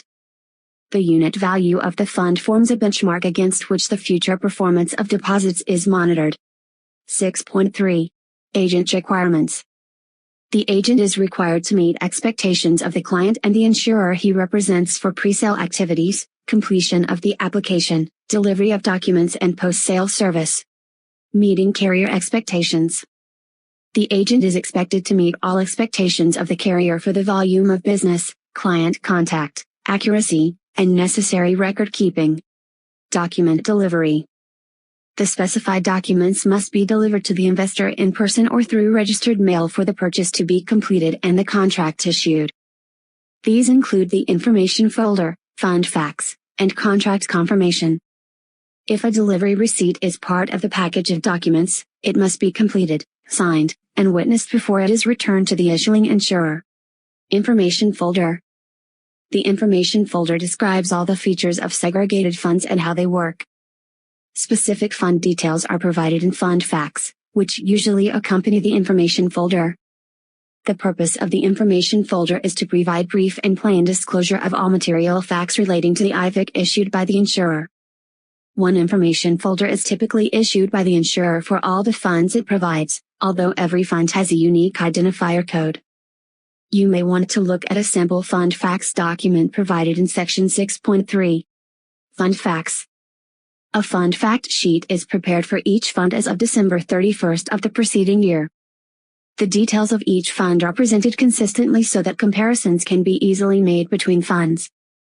It is essential for the agent to review the fund facts for the funds he has recommended with the investor. Confirmation.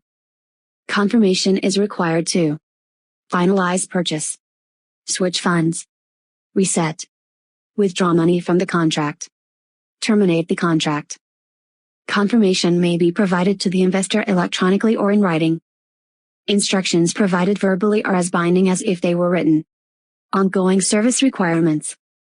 Sales activity for a segregated fund contract does not end with the purchase of the contract.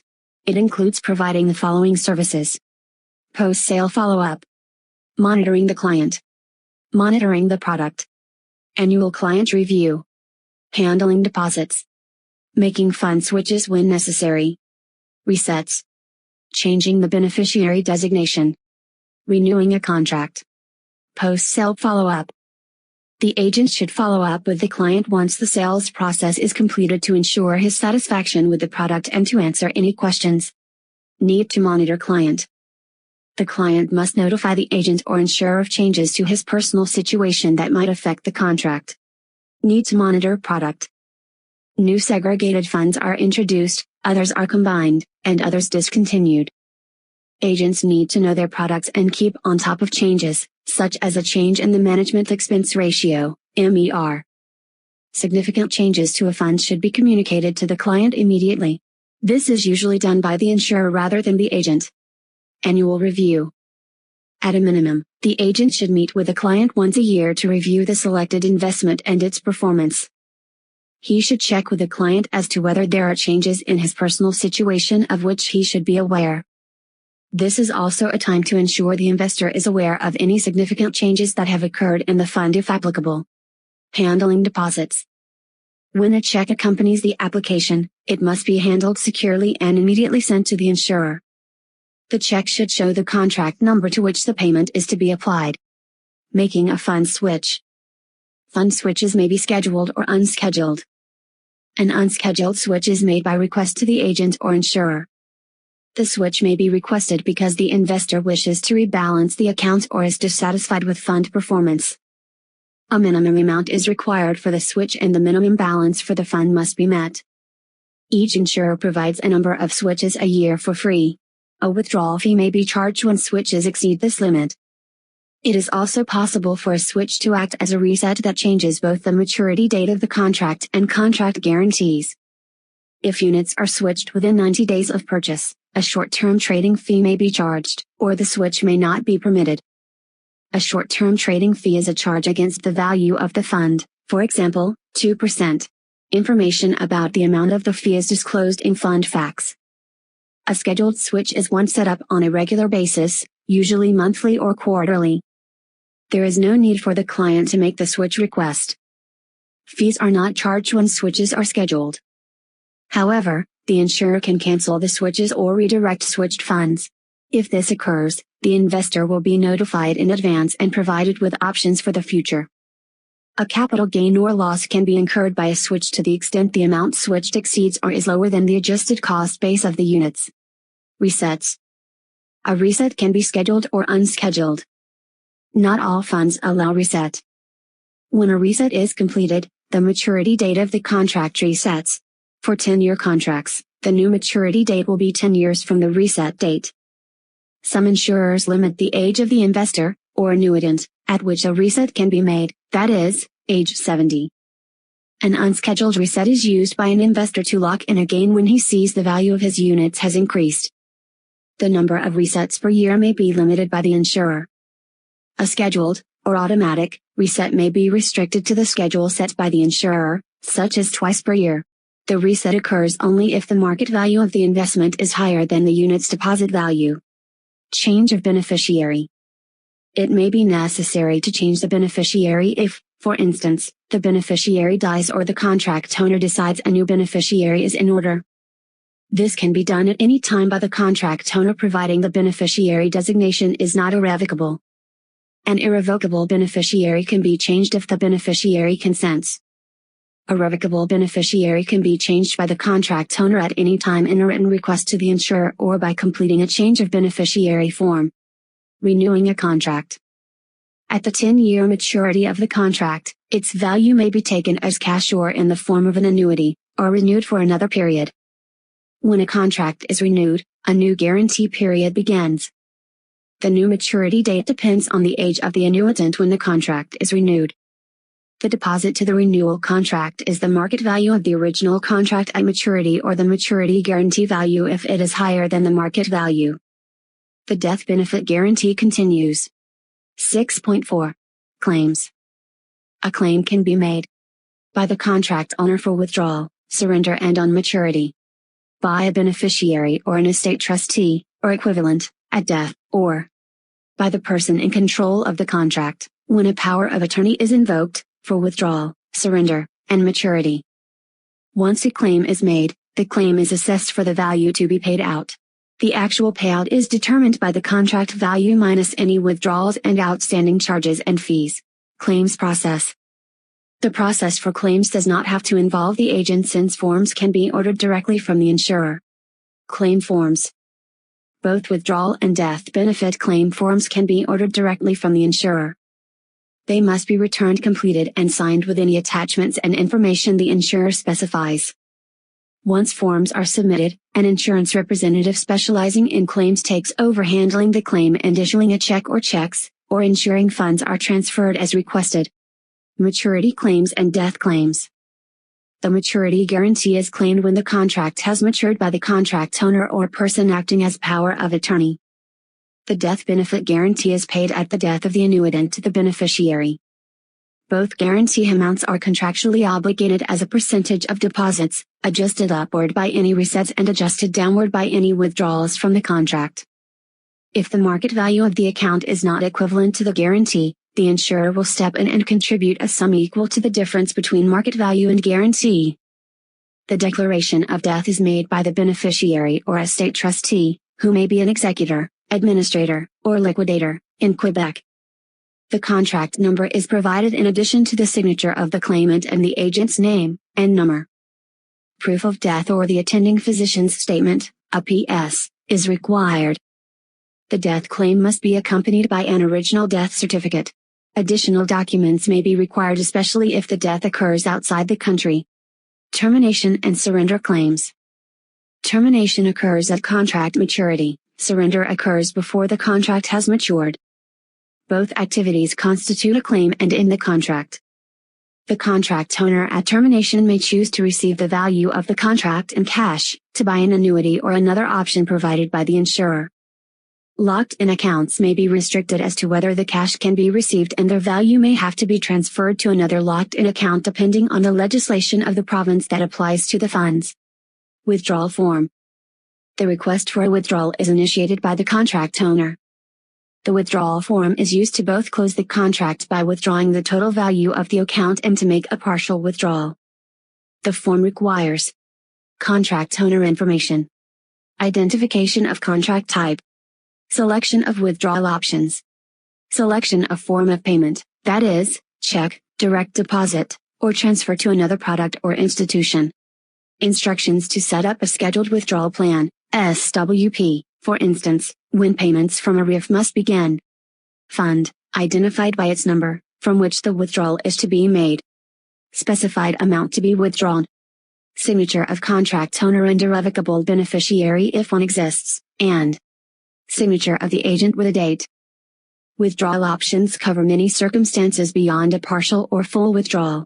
The contract owner can also choose to set up or change a scheduled payment plan, change the amount or date of scheduled payments, change the allocation of scheduled payments, change the banking information for scheduled payments, or stop scheduled payments. A minimum annual withdrawal is required when the contract is a RIF. When the contract is a LIF or a Restricted Life Income Fund, or LIF, it must be less than the annual maximum. Power of attorney claim. A power of attorney document appoints a person to act as a substitute decision maker when a contract owner is unable to do so. The instructions for withdrawals or surrender made by the person with power of attorney must be respected, and acted upon as if he was the contract owner. Factors affecting claims. The amount received in a claim may not be the amount anticipated by the contract owner. He must fully understand the effect of withdrawals, sales charges, guarantees, and allocations. Maturity and death benefit guarantee. The amount received at maturity or death can exceed the guaranteed amount when the market value of the contract is higher than the guarantee. If withdrawals are made from the contract, guarantees are adjusted downward in proportion to the account balance. The amount received in the death benefit guarantee may also be less than expected if a front-end sales charge has been applied and death occurs shortly after purchase. The impact of a front-end sales charge is less likely to be evident in payment of the maturity guarantee since growth in the minimum 10-year period to maturity should have compensated for the charge. The timing of the maturity guarantee can also be affected when reset is used. Allocations. When a segregated fund generates interest, dividends, or capital gains, that income remains in the fund and is reflected in its unit value. This investment income and these capital gains or losses are allocated to investors annually. Note that an allocation attributes capital gains or losses; they are not received by the investor as cash. An allocation increases or decreases the adjusted cost base, ACB, of a non-registered investment. Consequently, this income is not taxed again upon withdrawal. Chapter 7, Annuity Contract. 7.1. Contract. Life annuities and term annuities sold by insurers are insurance policies. Policies are contracts that form a legal relationship between the client and the insurer. Certain terms in the contract, called general contract provisions, can apply to all policies, while other terms will be specific to the type of policy issued. A contract for a payout annuity is a commitment for a specified term or the life of the annuitant. The contract is final once it is issued. No changes can be made except to change the person named as beneficiary. The annuity rate that applies to the premium or premiums deposited by the investor applies for the duration of the annuity, unless the annuity is variable or indexed. If an annuity rate has been quoted and used in an illustration of the income to be paid by the contract for an immediate annuity, that rate may be guaranteed for a period by the insurer. A payout annuity application specifies that income payments are made based on the annuity rate in effect, the type of annuity chosen, and the frequency of payment. The accumulation annuity contract has provisions for how interest is calculated and paid on the premium, minimum and maximum withdrawal limits, and how the contract is terminated. Amendments and addendums can be attached to a contract. An amendment may be used to waive a contract provision, or to correct an error or omission. 7.2. Investor requirements. The investor must assist the agent by providing all required information for the application form to be completed, and fund the contract. Each form of contract also has specific requirements. The payout annuity contract requires the investor to select a schedule for payment with details of the financial institution and account where payments are to be made, and the accumulation annuity contract requires its owner to make choices that center on its role as an investment and the term for investment. Application form. There are significant differences between the application forms of insurers issuing annuities. Some incorporate all required information in the application itself, and other applications appear to rely on the agent to complete additional forms that must be attached with the application. Applications for the two types of annuities, payout and accumulation, are very different, and each insurer uses wording specific to its particular product. The agent and investor complete an annuity application together. The application may be provided online by the insurer or in a printed format. The application should be completed with the investor in one sitting. The agent must not take away a partially completed application to fill in the missing details on his own.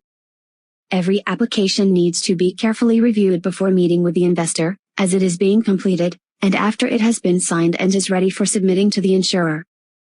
A mistake could be made while completing the application. When an application is in print form, a change can be made to correct an error, and both the investor and the agent initial the change as near to the changed information as possible. This is evidence that both parties acknowledge and agree to the change, or a change to an online application can be made by deleting the incorrect information and inputting that which is correct. Consequently, the online application must be read with careful attention to detail before electronic transmission. Like an IVIC, an annuity application could be completed by a person who has power of attorney, POA, for another. Legal guidance is required if the person acting in the role of POA decides to name a beneficiary. Neither the agent nor the investor can modify, cancel, or waive any question on the application. Doing so can void the application. An application is not finalized until it is accepted by the insurer. Registered or non-registered annuity. A contract may be issued for a registered or non-registered annuity. The registered contract is subject to rules set by the Income Tax Act, ITA, for registered accounts which include: the contract owner and annuitant must be the same person. The age at which income may be paid from the account. Requirement for a minimum withdrawal. Withholding tax on withdrawals, and what happens to the account if the account owner dies.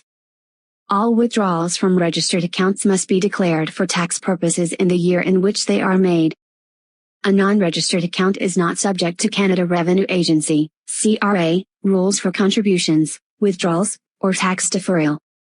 A non-registered annuity may be taxed in a prescribed or accrual, non-prescribed, form. The prescribed form is preferred because the interest component of each payment is level over the life of the annuity. However, the many criteria for a prescribed annuity must be satisfied. Naming annuitant and beneficiary. The owner names his choice for annuitant and, if applicable, primary beneficiary and contingent beneficiary in the application. The agent must note the following. The owner and annuitant must be the same person if the annuity is registered or funded with registered savings. Two annuitants must be named in a joint annuity, the annuitant and the joint annuitant, also called the co-annuitant. A beneficiary must be named in the application except if the annuity is a life annuity with no guarantee period, and when some or all of the premium is derived from a locked-in pension, all or part of the death benefit may become payable to the spouse instead of the beneficiary. In this case, the spouse's information must be provided unless the spouse has waived his rights to the benefit in a spousal waiver form. The beneficiary can be designated as revocable or irrevocable. The owner must understand the restrictions on the policy when an irrevocable beneficiary is named. For example, the irrevocable beneficiary cannot be changed without his consent. A contingent beneficiary could also be named in the application. He becomes the beneficiary if the primary beneficiary has died before the annuitants. A contingent beneficiary is always revocable. Owner identification requirements. The owner of an annuity contract is held to the same identification requirements as the owner of a segregated fund contract. Identification requirements do not apply when an immediate or deferred annuity is funded by a transfer from a registered pension plan or proceeds of a group life insurance policy, and when the contract is registered. The owner of an annuity contract must also provide evidence of the age of each annuitant. If the owner is a legal entity, its identity must be confirmed by specific documentation. Funding the contract. Funding for the contract is received as cash, or equivalent, deposit or transfer of existing savings. Sources of funds include personal savings or checking account, bonds, guaranteed investment certificates, GICs, tax-free savings accounts, TFSAs, and stocks, mutual funds, and segregated funds. A deposit can be made to an RRSP if the owner has available contribution room. That contribution room may result from the annual limit for contributions or unused contribution room from previous years. Contributions cannot be made to a personally registered account after the end of the calendar year in which the contract owner turns 71, and cannot be made to a spousal plan beyond the end of the calendar year in which the spouse turns 71. Example: Louise, 62, receives a severance package from her employer including a check for $45,000. Instead of seeking another job, Louise decides to retire. She decides to buy an immediate life annuity, with a 25-year guarantee period, which will provide income right away. Louise has significant RRSP contribution room due to unused contribution room in previous years. With the help of her agent, Louise sets up a registered annuity with the $45,000 she received after having deposited this amount in an RRSP. This RRSP contribution is tax deductible. The payments she will receive as annuitant of the policy will be fully taxable in her hands. A registered account can be funded by the transfer of funds from an RRSP at the same or another financial institution. A transfer is not considered a new contribution of funds. Registered funds from the following accounts may also be transferred to the registered annuity contract. Registered pension plan, RPP, contributions to a defined contribution pension plan, DCPP, or recognized participation amount from a defined benefit pension plan, DBPP. Registered retirement income fund, RRIF. Locked-in retirement account LIRA. Life income fund, LAF, or locked-in retirement income fund, LRIF. Deferred profit sharing plan, DPSP. Prescribed retirement income fund, PRIF. Restricted life income fund, RLIF. Example: Sam, aged 62, is tired of playing the stock market and decides to stabilize his invested money in an accumulation annuity. His money is held in an RRSP at an investment broker. In his annuity application, he specifies the money held by the broker should be transferred into a registered annuity. This is not considered a new contribution, so there are no tax implications. Sam can continue to deposit to the account up to the authorized contribution limit, and these subsequent contributions are tax deductible.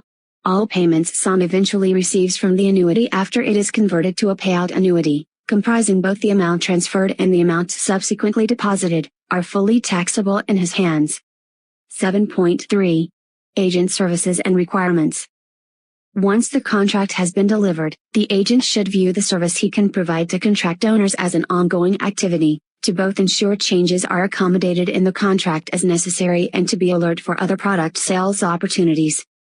One of the options available to all owners of an RRSP is to convert the value of their plan on maturity to a term to age 90 annuity or life annuity to continue tax deferral. Annuities are gaining ground as an RRSP maturity option due to their dependability as a source of guaranteed income. Annuities have no need for account management or ongoing decision-making as there is with a RIF account. Also, a client with more than one RRSP that is maturing may be best served by conversion of one RRSP to an annuity and conversion of another RRSP to another maturity choice, such as a RIF. Contract delivery. Contracts may be delivered in person by the agent, mail or courier. Ongoing service requirements. Servicing the annuity contract centers on ensuring the beneficiary designation remains true to the owner's intention. An accumulation annuity may involve the agents with taking deposits and managing maturity of the contract to determine whether conversion to a payout annuity would be appropriate. Change of beneficiary. The contract owner can name whom he likes as beneficiary providing there are no restrictions on the contract because it has been funded by a transfer of locked-in funds from a registered pension plan. A beneficiary may be replaced by another due to a change of heart by the contract owner or because the named beneficiary has died. A change of beneficiary form is completed by the contract owner and signed to effect the change. When it is submitted, all previous beneficiary designations are revoked. The completed form must be sent immediately to the insurer. Handling deposits. Deposits may be received by the agent as cash, a check, or bank draft. All deposits must be handled securely and forwarded to the insurer without delay. Cash deposits may be a transaction that falls under anti-money laundering legislation, Proceeds of Crime, Money Laundering, and Terrorist Financing Act. The agent should provide a receipt to the client for any cash he receives as a deposit. Checks and bank drafts are made payable to the insurer. If the contract has been assigned a policy number, it should appear on the check. 7.4. Claims. A claim is made to receive some or all of the funds held in a contract. The person who makes the claim is known as the claimant. Claims process. The agent may provide the necessary claim form or information on how to obtain the claim form, documentation that must accompany the claim, where the claim form must be sent for processing. A claim form must be complete and include the claimant's signature for processing to begin. A claims representative issues payment for the claim in a check or checks, or transfers funds as requested. Types of claims. Payout and accumulation annuities may see a claim on the death of the annuitant if a beneficiary is entitled to proceeds. A claim may be made by the contract owner for withdrawal or surrender of a term annuity or an accumulation annuity. Death claims. Table 7.1 summarizes who makes a death claim in annuity contracts when an annuitant dies. Table 7.1. Claimant for annuity death claims. Type of annuity. Term annuity, prior to end of term. Claimant. Beneficiary. Type of annuity. Life annuity, no guaranteed period. A claim cannot be made. Type of annuity. Life annuity, with a guaranteed period. Claimant. Beneficiary. During guaranteed period, no claim may be made after the end of the guaranteed period. Type of annuity.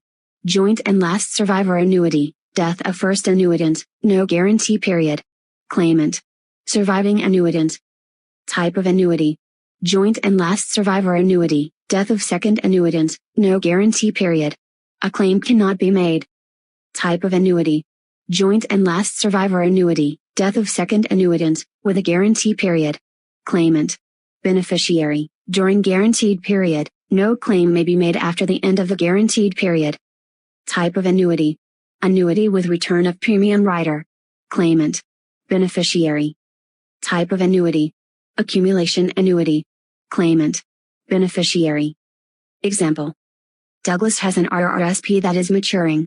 He chooses a term annuity to age 90 as the option most suitable to his needs during retirement. He names his 4 children as equal beneficiaries of the contract. Douglas receives a monthly income from the annuity. When he dies at age 86, his children share equally the balance of the contract. If the primary beneficiary has died before the annuitant, a contingent beneficiary may receive proceeds. If no living beneficiary exists, the claim is then made by the executor of the estate of the annuitant and paid to the estate of the annuitant. In provinces where they exist, probate fees can then apply since the proceeds become part of the value of the estate.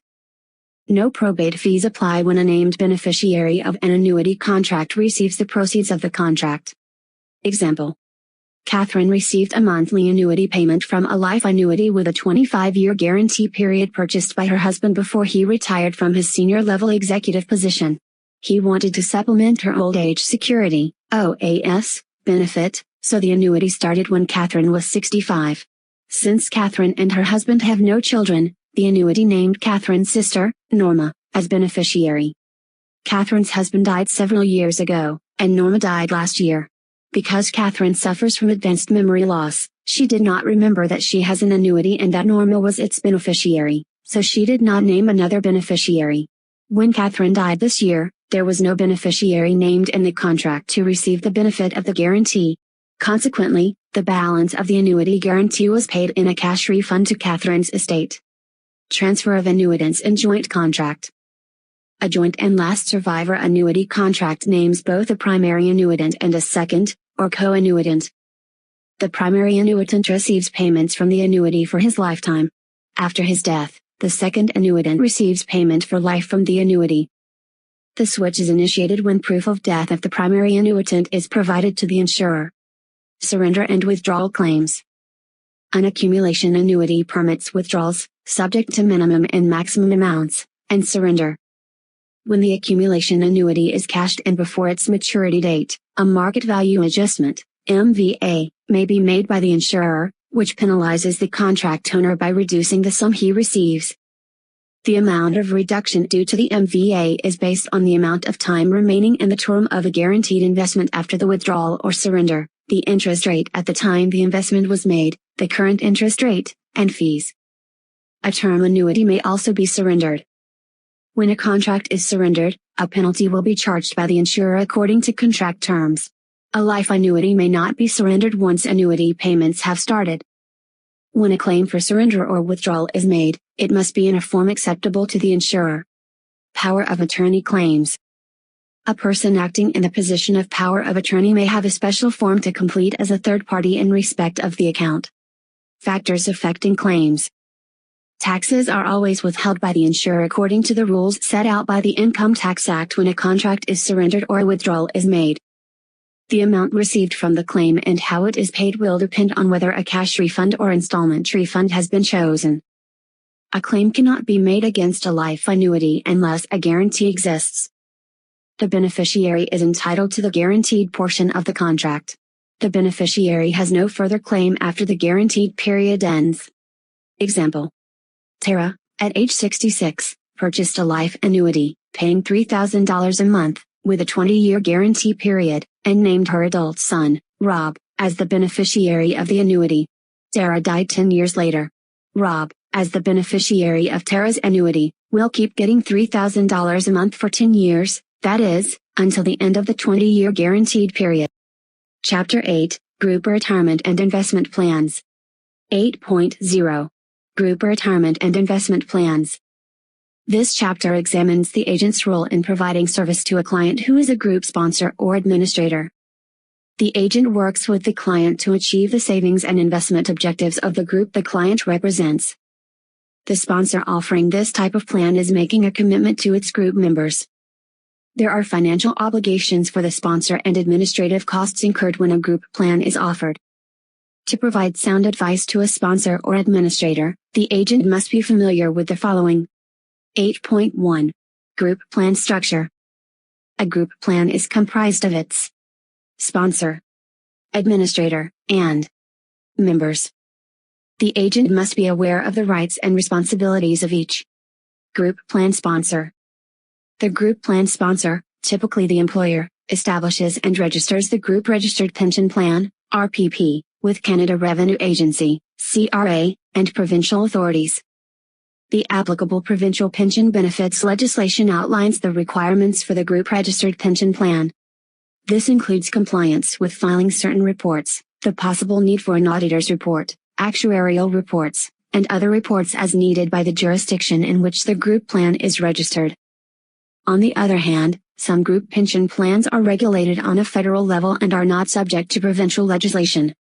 Federally regulated pension plans are provided to employees who work in an industry that is federally regulated, that is, banking. Registration with CRA guarantees that the yearly maximum RRSP contribution limit is not surpassed since Registered Pension Plan, RPP, contributions reduce the amount that can be paid to an RRSP. Role of Plan Sponsor. The sponsor's role is to design the pension plan according to objectives within the sponsor's financial limitations. Set the benefit structure for members. Establish, amend, or terminate the plan. Ensure compliance with regulatory requirements for reporting. Address funding shortfalls or surpluses. Final decisions about a group plan are the responsibility of the sponsor. However, the administrators and life insurance agent should guide the sponsor in his decisions. Funding commitment by plan sponsor. A sponsor takes on the financial commitment to fund the group plan as a joint contributor with the group members, or a loan for the group members. When the sponsor and the group member both contribute to a plan, it is said to have contributory funding. Contributory plans include defined benefit pension plans, DBPPs, defined contribution pension plans, DCPPs, group registered retirement savings plans, GRRSPs, and Pooled Registered Pension Plan, PRPPs. When the sponsor alone contributes to a plan, the plan is non-contributory. A Deferred Profit Sharing Plan, DPSP, is non-contributory. Other plans may also be non-contributory if the sponsor does not require employee contributions. Group member contributions are made through payroll deduction when a plan is contributory. Thus, the contribution is made before take-home pay is received. Contributory plans may be structured so that the sponsor offers a matching formula in which the sponsor bases its contribution on the amount of the contribution made by the group member. The sponsor can match a dollar-for-dollar contribution or a different percentage. The matching formula can be structured to increase over time. The matching contribution increases the longer the employee works for the employer. This can decrease employee turnover, and employee loyalty is rewarded. Reward employees based on their value to the sponsor. The matching contribution can vary for different categories of employees. Therefore, the most valuable employees are more highly rewarded for their service. Create loyalty. The matching contribution may apply after an employee has worked through a defined waiting period. This helps to retain employees and discourage new hires from seeking other employment opportunities. If matching contributions are not a condition of an employment contract or collective bargaining agreement, they can be altered or ended at any time. The plan's vesting provisions also affect funding requirements for the sponsor. Vesting shows who owns the contributions of the sponsor to the plan. During the vesting period, an employee who changes jobs only retains the contributions he made to his group plan, not the sponsor contributions. Nonetheless, when the vesting period ends, the sponsor contributions become the property of the employee. Thus, a shorter vesting period is expensive for the plan sponsor because his contributions leave with an employee who changes jobs after a shorter period. Vesting periods are determined by each jurisdiction. Typically, 2 years is considered average, but vesting may be immediate or as long as 3 years. Example. Natalie begins her new job on September 1st. Her employer plan, a defined contribution pension plan, DCPP, has a 6-month waiting period. On March 1st, her plan begins with a contribution made by Natalie, deducted from her payroll and a 100% matching contribution by her employer. The plan has a 1-year vesting period. If Natalie changes employers before the end of the vesting period, she will retain the contributions she made to the plan. Her employer's contributions will be retained by the employer. However, if she leaves after 1 year, Natalie will retain both her contributions and those made by her employer. Natalie may be able to transfer her pension plan savings to her new employer. A locked-in retirement account, LIRA, is another transfer option available to her. If she decides on transferring to a LIRA, she can be in charge of the savings and will have investment options of her choosing, instead of being restricted to the limited options of the group plan. Group Pension Plan Administrator. The plan administrator is appointed by the group pension plan sponsor.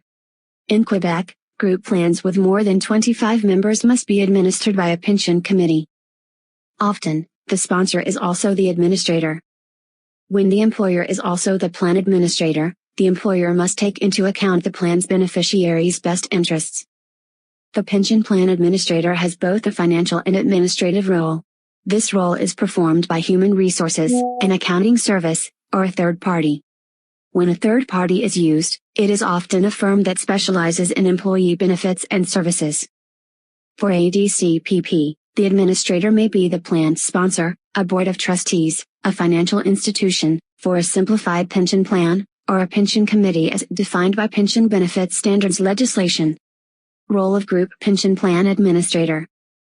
The administrator is responsible for overall administration of the pension plan, including management of the plan, establishing a written statement of investment policy, investing the fund assets in accordance with that policy, creating and distributing other plan documents, and acting in accordance with applicable legislation. The administrator's primary task is to administer the plan in line with the act that governs the plan and its regulations. The administrator has a fiduciary duty to plan members. He must act truthfully, in good faith, in the best interest of members, former members, and others in the plan. The administrator must also use the care, attentiveness, and skill when dealing with another person's property. The administrator ensures contributions are made by plan members, describes the benefits of the group pension plan to job applicants and reinforces those benefits to members of the group, enrolls new members and withdraws members who quit the company or retire, provides information, initiates claims and processes withdrawals, and makes changes as required. The administrator is also responsible for measuring employee satisfaction with the plan, monitoring industry trends, governance guidelines, and legislative changes to keep the sponsor apprised of new developments, suggesting potential plan and investment recommendations, assisting with plan sponsor governance activities, and reporting to the sponsor. Data provided by Group Pension Plan Administrator. The agent receives the data regarding the group's composition from the plan administrator to enable an application to be completed. This information is protected by privacy legislation and must be strictly guarded. The group plan administrator guarantees that all the required information is supplied to group members regarding the plan and their membership in the plan through the pension statement provided to them on a regular basis. The pension statement details can include type of plan, amount deposited to the plan, accumulated earnings, account balance of the member, investment allocation, net return on the account for the period covered by the statement, current years of service, projected pension payable, normal retirement date, earliest retirement date at which an unreduced pension may be received, and beneficiary details. The statement also states that all projections are estimates based on information provided by the sponsor. The actual terms of the pension plan should also be outlined in official bylaws. When a group plan member discontinues his participation in the group, the administrator must give him a written statement with information regarding details about the balance of funds, that is, total funds available, in the member's account, details about the pension benefits payable to the member, options for transfer or withdrawal, deadline for choosing an option. 8.2 Group Retirement and Investment Plans. Group plans that provide investment and retirement savings are often referred to as group pension plans. These retirement and investment plans are associated mainly with employers even though they are available to multiple types of groups. The employees are the group members. A group plan for savings and investment, in particular to assist with retirement, is a valuable employment advantage. This is particularly true when the employer contributes to a plan on the employee's behalf. What are the benefits of the group pension plan? Employee pension savings grow faster and larger due to employer contributions. The value of a plan can be received by a beneficiary in the event of death of the plan owner. Payroll deductions. Saving occurs by removing the contribution immediately from earnings and then issuing the balance as take-home pay, and creditor protection of savings, except when the account is a tax-free savings account, TFSA. Tax benefits. Pension group plan membership allows a group member to receive the pension income tax credit at age 65 and older.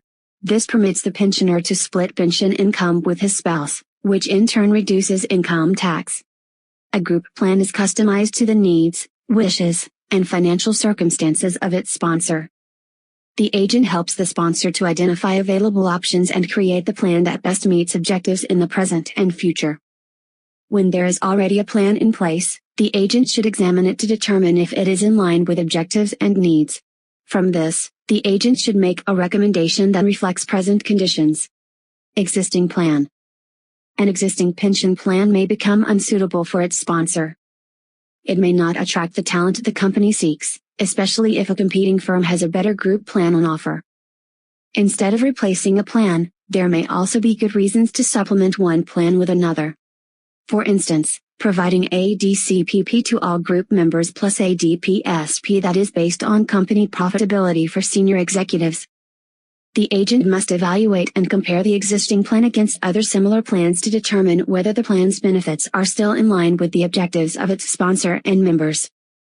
Some principal factors of an existing plan that are analyzed are suitability of plan to sponsor objective, cost of plan to sponsor, investment options and their suitability for members, rate of member participation, compliance with regulatory requirements, and support to members by the plan provider, such as website design that makes it easy for members to monitor and change investments. Plans available. Pension plans are either a single employer plan, a pension plan for a person who works for one employer, a multi-employer pension plan, MEPP. Covers employees who work for two or more employers not associated with one another. Typically, a MEPP is found in unionized work environments, and contributions to a MEPP are made on a set contribution basis as stated in collective bargaining. Note that MEPP rules differ between jurisdictions. This chapter only covers single employer pension plans.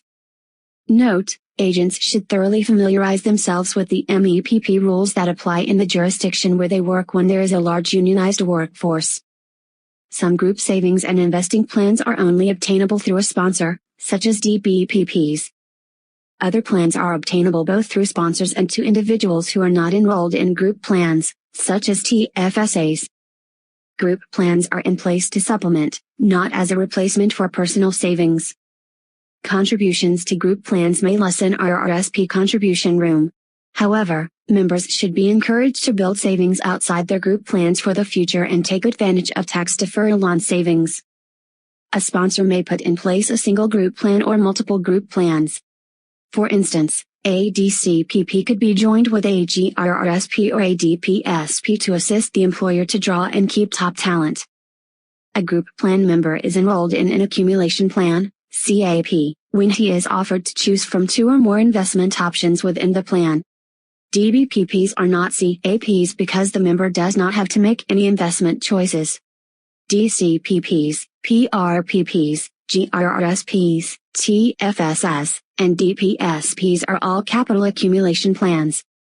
Guidelines outline the rights and responsibilities of the plan sponsor, service providers, and members when the plan is a CAP.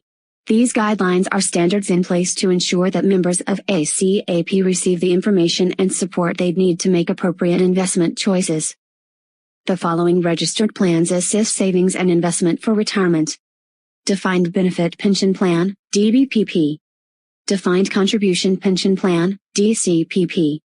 Group Registered Retirement Savings Plan, GRRSP. Deferred Profit Sharing Plan, DPSP. Group Tax-Free Savings Account, TFSA. Pooled Registered Pension Plan, PRPP. Groups may also be offered a non-registered investment account.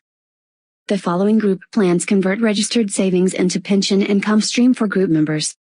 Group Life Income Fund, LIF, for savings created in a DCPP. Group Registered Retirement Income Fund, RRIF, for savings created in a GRRSP. A group member receives retirement income when the savings he has accumulated in his group plan are transitioned into a plan that pays a pension. One exception to this is the DBPP, in which the pension is paid by the plan directly. Other plans may function similarly by accumulating savings. However, at retirement, many administrators entail their members to take the contributions value in a lump sum. To receive a pension, those funds are transferred to a LIF. Withdrawals from the LIF create a pension income. The retiree can transfer the lump sum to a LIRA if he does not seek to start his pension. There are other pension plans that an agent may come across, such as an individual pension plan, IPP, or a supplemental executive retirement plan, SCRP. However, these plans are not covered in this manual. Defined Benefit Pension Plan, DBPP. The Defined Benefit Pension Plan is a form of registered pension plan, RPP, that pays a known sum to its members at retirement. The pension income is typically determined by employment income and years of service. The DBPP sponsor commits to funding the amount required to provide the promised pension at retirement. This is a sum calculated by an actuarial evaluation known by the sponsor and administrator. The sponsor alone or the sponsor and group plan member may make contributions to the plan. It is up to the sponsor to ensure that there is funding available to provide the promised pension. The sponsor must make additional contributions if the plan is not able to meet its pension commitment. A sponsor that cannot meet its financial commitment to the plan has a plan that is underfunded. The members receive a pension less than promised if the sponsor is insolvent. In this case, the sponsor is not forced to fully fund the plan. A pension plan may also have an asset, contributions and investment returns, with a greater value than its payment obligations. This is referred to as a pension surplus. Sponsors are discouraged from building surpluses, both by taxation of the surplus and because regulators or the courts can oblige a company to use a surplus to improve pension benefits. A defined benefit pension plan may be terminated by its sponsor or converted to a defined contribution pension plan, DCPP. A combination or hybrid pension plan refers to when a DCPP is offered in addition to a DBPP. Members are required to make contributions to the combination place. They can choose to increase their pension by making voluntary contributions to their DCPP. The group plan member has no investment choices to make when he is enrolled in a DBPP. All investment decisions are made by the sponsor and/or administrator. Sponsor contributions are a tax-deductible expense and are not a taxable benefit to the plan member. Income is paid as a life annuity when it begins in retirement. To match increases in the cost of living, a sponsor may choose to index payments. Indexing payments affects sponsor plan pricing. Sponsors must be prepared for the financial responsibility of a DBPP. Defined Contribution Pension Plan, DCPP. A defined contribution pension plan is also called a money purchase plan, MPP. A DCPP does not create the same financial burden on its sponsor as a DBPP because no set pension income is promised to members of a DCPP, so the sponsor is not responsible if a shortfall occurs. The member's pension is a result of amount of contributions made, how long contributions are made, investment choice, and performance of selected investments. Due to their reduced financial obligation for the sponsor, DCPPs are gaining market share over DBPPs. More sponsors are choosing to introduce a DCPP over a DBPP. Some DBPPs are being converted to DCPPs. The role of the DCPP sponsor is to set up the plan, make their specified contribution to the plan, and ensure continuing compliance with regulators. The DCPP administrator is responsible for the following: educating all plan members about the plan's details, providing members with investment information to make informed investment choices. The DCPP plan outlines the sponsor's minimum financial obligation, as a percentage of member income, for each plan member. There is no obligation to increase contributions over time. Sponsors can structure a DCPP to make participation optional, require members to increase contributions over time, restrict investment options available. Sponsor contributions are a tax-deductible expense and are not a taxable benefit to the plan member. The investments that will be made available to plan members are chosen by the sponsor or administrator. The sponsor or administrator may select the options for all members in particular circumstances. The investment options may include segregated funds, mutual funds, such as target date funds, a form of mutual fund that becomes increasingly conservative as the date on which the funds are needed draws closer, and guaranteed investment accounts. A member who monitors and manages his investments on an active basis may find the DCPP very advantageous because he can access available investment options, switch among investments according to his needs and investment performance, and tailor investment risk to his individual risk tolerance. Note that some plan members may find the investment choices difficult to grasp, leading to delayed decisions or a failure to even make decisions. The onus for investing and developing a clear understanding of their options to achieve their retirement savings goal is ultimately up to the group member despite the assistance provided by the sponsor or administrator. Group Life Income Fund, LIF. A group member with a DCPP is required to transfer his savings to an account that requires minimum withdrawals when he decides to receive his retirement income. The group member's choices are restricted because the group member's savings are locked in. This limits his choices to income-paying accounts that accept locked-in funds such as Group Life Income Funds, LIFs. The LIF can be set up by a person who transfers their pension savings, or the sponsor on a group basis. A group LIF allows continuity for the plan member and lower administration fees than LIFs chosen on an individual basis. LIFs limit the maximum that can be withdrawn and require minimum yearly withdrawals. LIFs are available in all provinces. Provinces often refer to LIFs under different names. The percentages for minimum and maximum withdrawals vary between provinces. The sponsor can present the group LIF as an additional employment benefit. A great benefit for employees intimidated by the possibility of going it alone when retirement arrives, and a way to decide what to do with their pension savings. Group Registered Retirement Savings Plan, GRRSP. A group registered retirement savings plan is a savings plan in which contributions are made by sponsors and members. A GRRSP is fundamentally the same as an individual RRSP. Total yearly contributions to a group RRSP are restricted to the individual's RRSP deduction limit for the year, as provided by Canada Revenue Agency, CRA, in the latest Notice of Assessment. Example. Reginald works as an assembler for an electronics manufacturer and earns $60,000 a year. He participates in the company's GRRSP. Both the employer and Reginald contribute 5% of his earnings to the plan. Total contributions to the GRRSP are $6,000 or $60,000 times 5%, times 2. Since Reginald's income was the same last year, that is, $60,000, this year's RRSP deduction limit is $10,800 or $60,000 times 18%. As Reginald's contribution to the company GRRSP was $6,000 for the year, he can contribute up to $4,800 or $10,800 minus $6,000 to his personal RRSP. A GRRSP does not usually allow the purchase of individual securities, that is, stocks. GRRSPs have lower fees than an individual RRSP. Contributions made by the individual and the sponsor to the GRRSP vest immediately. Since their contributions will have vested whenever an employee leaves and become the property of the employee, a GRRSP can be costly for sponsors who have a high rate of staff turnover. The sponsor of a GRRSP incurs additional costs because their contributions are seen as additional salary paid to members. Payroll charges, such as employment insurance, are incurred on their contributions to the group plan.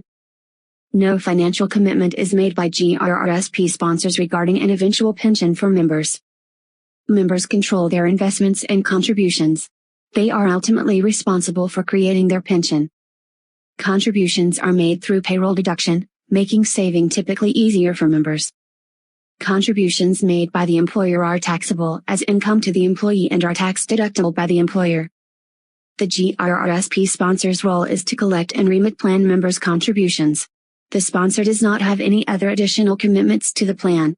For this reason, GRRSPs may appeal to organizations with restricted resources available for plan administration.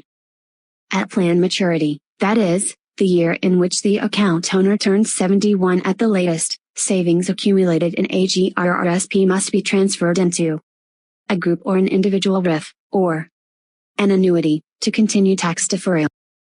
Deferred Profit Sharing Plan, DPSP. A deferred profit sharing plan is solely funded by employer contributions. Consequently, it is most suitable for organizations with stable profitability to ensure that contributions to the group plan can be made on a continual basis. Company profits fund contributions to the plan and their amount may fluctuate annually. Such contributions are optional for the employer. Employer contributions and fees are tax deductible for the business and are not a taxable benefit to plan members.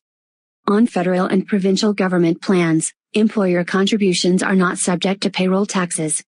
A tangible advantage of this plan is that contributions are tied to business profitability. Therefore, it can be used as a way to motivate employee performance. Note that the following employees cannot be DPSP members: employees who own 10% or more of the shares of the company, and employees related to the employer or a specified shareholder. Members can make partial withdrawals at any time. On the other hand, a plan sponsor can choose to limit withdrawals while the member is employed. The members choose from the available investment options chosen by the sponsor. The sponsor does not commit to providing a future pension. A DPSP is often used in combination with a GRRSP to which only members contribute. Employee contributions to the GRRSP are matched by employer contributions to the DPSP. DPSP contributions create a pension adjustment for members and thus reduce RRSP contribution room. This is also possible with a DCPP. The money saved in a DPSP can be transferred to a group or an individual RIF, or an annuity, to continue tax deferral. Example. Mark, a life insurance agent, has set up a meeting with a technology company to review their group savings and investment plan. The company set up their group plan, ADCPP, a few years ago, believing that the plan provided a way for the company to attract some of the best talent in their business, video gaming, without creating financial pressure on the company. However, since that plan was implemented, the company has grown astronomically. It is enormously profitable and expects revenues and profitability to continue to grow. There is no problem hiring. The company is sought out by applicants due to the strength of its product line and commitment to ongoing development. The objective of the company is changing from using a group plan to attract employees to using a group plan to reward employees. Retirement income is not top of mind for employees right now since their average age is 36. Mark proposes a DPSP for the company. The DPSP can easily be funded from corporate profits, and it aligns well with the philosophy of this younger workforce who strongly believe company profits should be shared with those who help create those profits. Mark illustrates the benefits of the DPSP in comparison to the DCPP and any disadvantages. If the company proceeds, it will continue to offer its DCPP plan since the DCPP continues to provide dependability in case the fortunes of the company change, and the DPSP will start once it has been properly registered and a contract issued to the sponsor. Group Registered Retirement Income Fund. RIF. The sponsor may set up the Group Registered Retirement Income Fund, RIF, on behalf of the member to transition registered savings, in a GRRSP or DPSP, into pension income. A group RIF accepts transfers directly from the GRRSP or DPSP and offers its members the same features as RIFs available to individuals. There is no maximum to the amount a member may withdraw, however, the plan requires a minimum annual withdrawal. The final date in which savings in the GRRSP or DPSP can be rolled into the RIF is the end of the year when the plan member turns 71. It is most appropriate to set up a RIF when retirement income is needed. This is due to the obligatory annual minimum withdrawals, with the exception of the first year. However, an individual may set up a RIF at any age.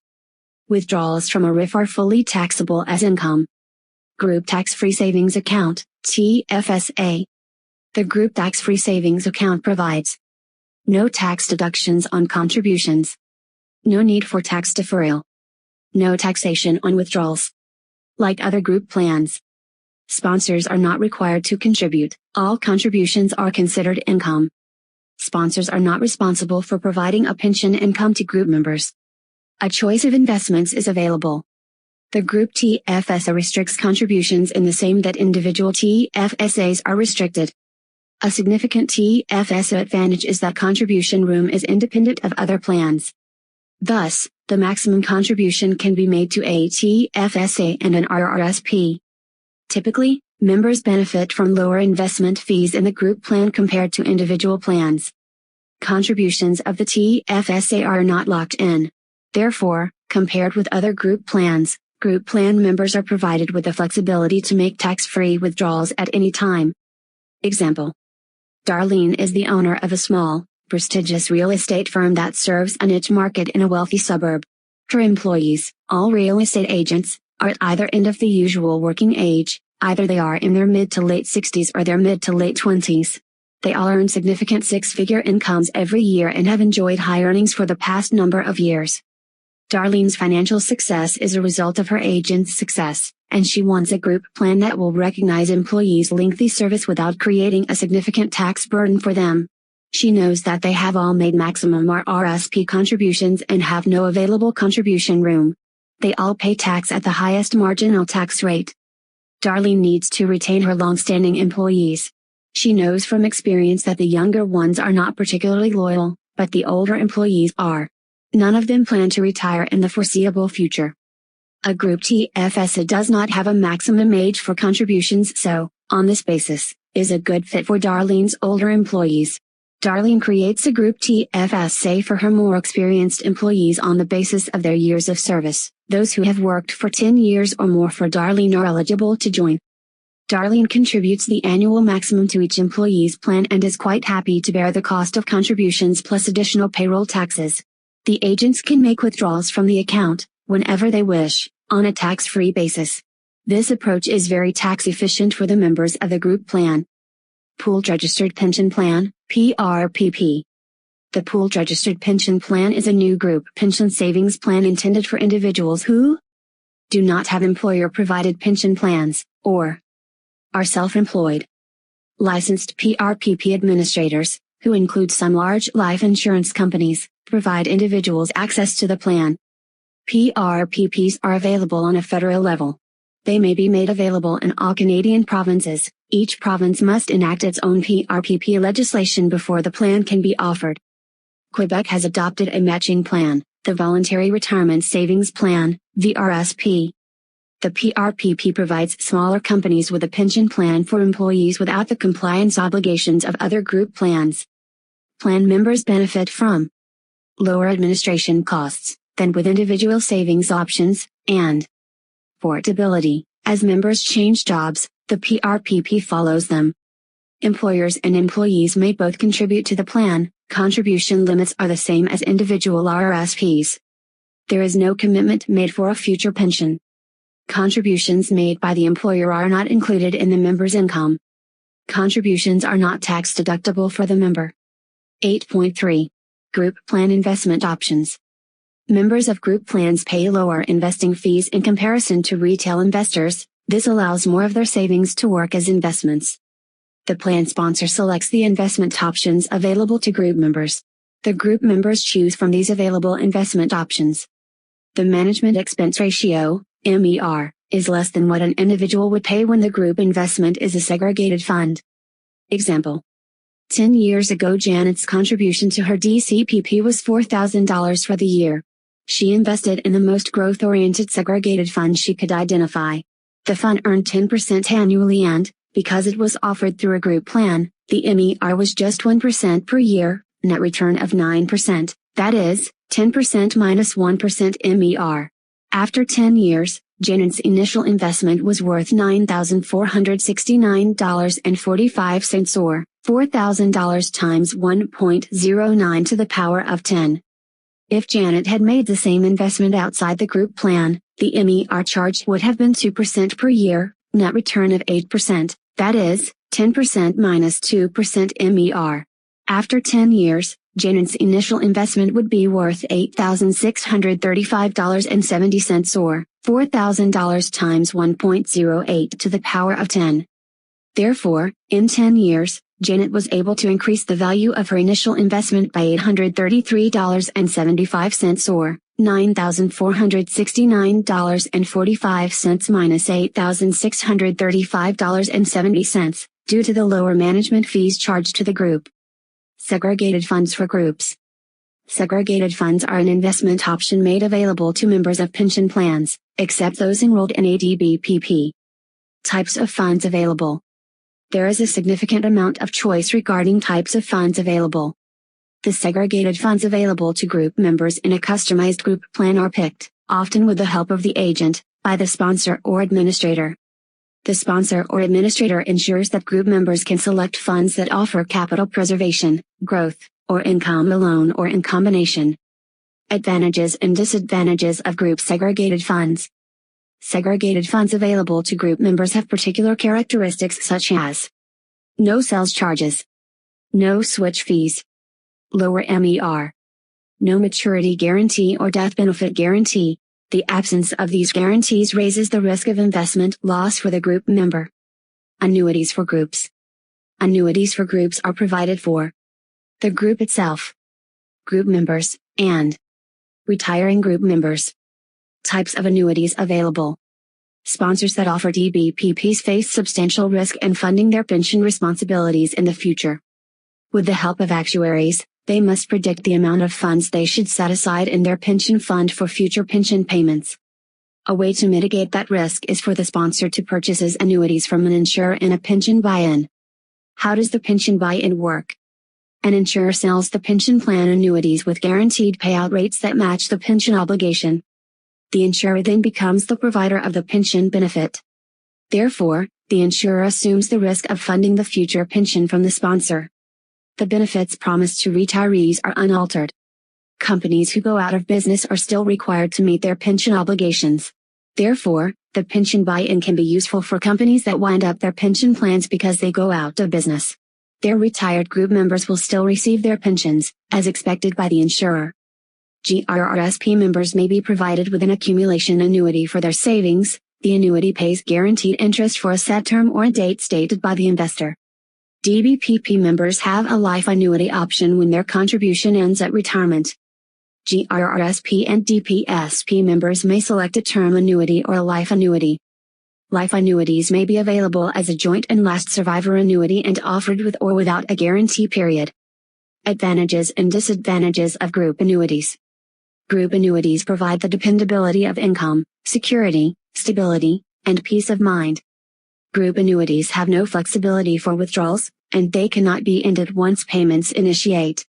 Pension payments are linked to the annuity rate at the time of purchase. Payments will not go up if interest rates increase. 8.4. Group Plan Recommendation. The agent must diligently put together group plan recommendations. The agent should consider member demographics, member skill level and expertise, member education, member loyalty to the employer, measured by employee turnover. The agent needs to understand overall group goals when establishing a savings and investment plan as well as the factors motivating a group to change from an existing plan. The agent has a disclosure commitment to his client, the sponsor. The agent must notify the sponsor of the insurers that he places business with, predominantly the firm that is being recommended for the sponsor's policy. In Quebec, an agent who is bound by an exclusive contract with an insurer must disclose this fact to his sponsor customer. The agent must notify the sponsor of any existing financing arrangements in place between the insurer and the agents. These arrangements can be viewed as a conflict of interest. Otherwise, the sponsor must be provided with the basic information regarding whether the agent is compensated by commission or fee, and if a bonus or travel incentive exists. Specific dollar amounts must be provided if the sponsor asks for such details. The agent must also attain written approval from the sponsor if he receives an increase in compensation following the completion of the sale. The agent must be prepared with executive-level presentations of his recommendations that address plan specifications, plan and investment recommendations, pension credits and adjustments. The plan will specify when or under what conditions a group member is entitled to receive a full or partial pension. This has a direct bearing on the sponsor's cost for the plan. The DBPP may state a set age, that is, 65, or a required number of years of employment, called service, or a combination of the two, that must be satisfied before the full pension can be paid. Some pension plans define the set age as the 85 factor. Note that it does not have to be the number 85, at one time it was known as the 90 factor. It could just as easily be the 75 factor. To arrive at the factor, the employee adds together his age and qualifying years of employment. For example, an employee who is 55 and has 30 years of employment with the sponsor meets an 85 or 55 plus 30 factor. If his pension required the 85 factor to be satisfied, then this employee could retire with a full pension at age 55. A plan may also indicate a minimum age at which the full pension can be received.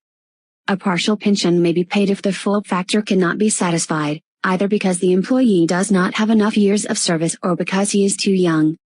The plan document will outline the conditions for paying the partial pension. Review of plan specifications. What questions must be addressed in a recommendation and final decision? They include funding. Will there be a sponsor funding commitment, and if so, how much? Will contributions be uniform across all group members? When will vesting occur? Costs. What are the costs of each type of plan to the sponsor, including contributions and administration? How will the sponsor determine the age at which a full retirement pension will be paid? Sponsor characteristics. Is the sponsor anticipating significant growth in its workforce? How does this impact the group plan? Group members. Is it more important to retain some members than others? How can the sponsor ensure members participate? Is the sponsor prepared for its commitment to educate members when the plan falls under CAP guidelines? Administration. Who will the administrator be? Recommendation for a plan and its investments. In addition to providing or enhancing retirement income, a sponsor benefits when a plan attracts and retains top quality employees. The employee benefits when a plan includes employer contributions and the convenience of workplace saving. The agent needs to comprehend the composition of the group to understand whose needs will be served and whether needs are short-term or long-term. For example, if the group is comprised of members for whom average member age is young, then a plan that provides retirement benefits alone may not be the best fit for that sponsor or its members. GRRSP addresses retirement income but also provides benefits such as the Home Buyers Plan and the Lifelong Learning Plan, LLP. A group TFSA permits withdrawals. This flexibility can be very attractive to those with short-term cash requirements. A DPSP can have an immediate effect on employee morale and retention when employees receive deposits to their plan from their employer. When the administrator and agent have reached their conclusions, the agent develops his recommendation for the most suitable type of plan and its investments with the group specialists at the insurer or insurers he represents. Group specialists are experts in group plan structure and delivery. They also keep informed of changes in legislation and compliance requirements. The sponsor must be prepared for its pension funding obligation and the effect that this has on profitability and shareholder expectations. The investments provided as choices to group members are from the insurer's stable of group products.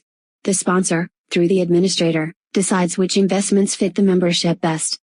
Pension credits and adjustments. Pension credits are created in plans except in GRRSPs, PRPPs, and Group TFSAs. The pension credit is a measure of the value of the benefit the member earned during the calendar year.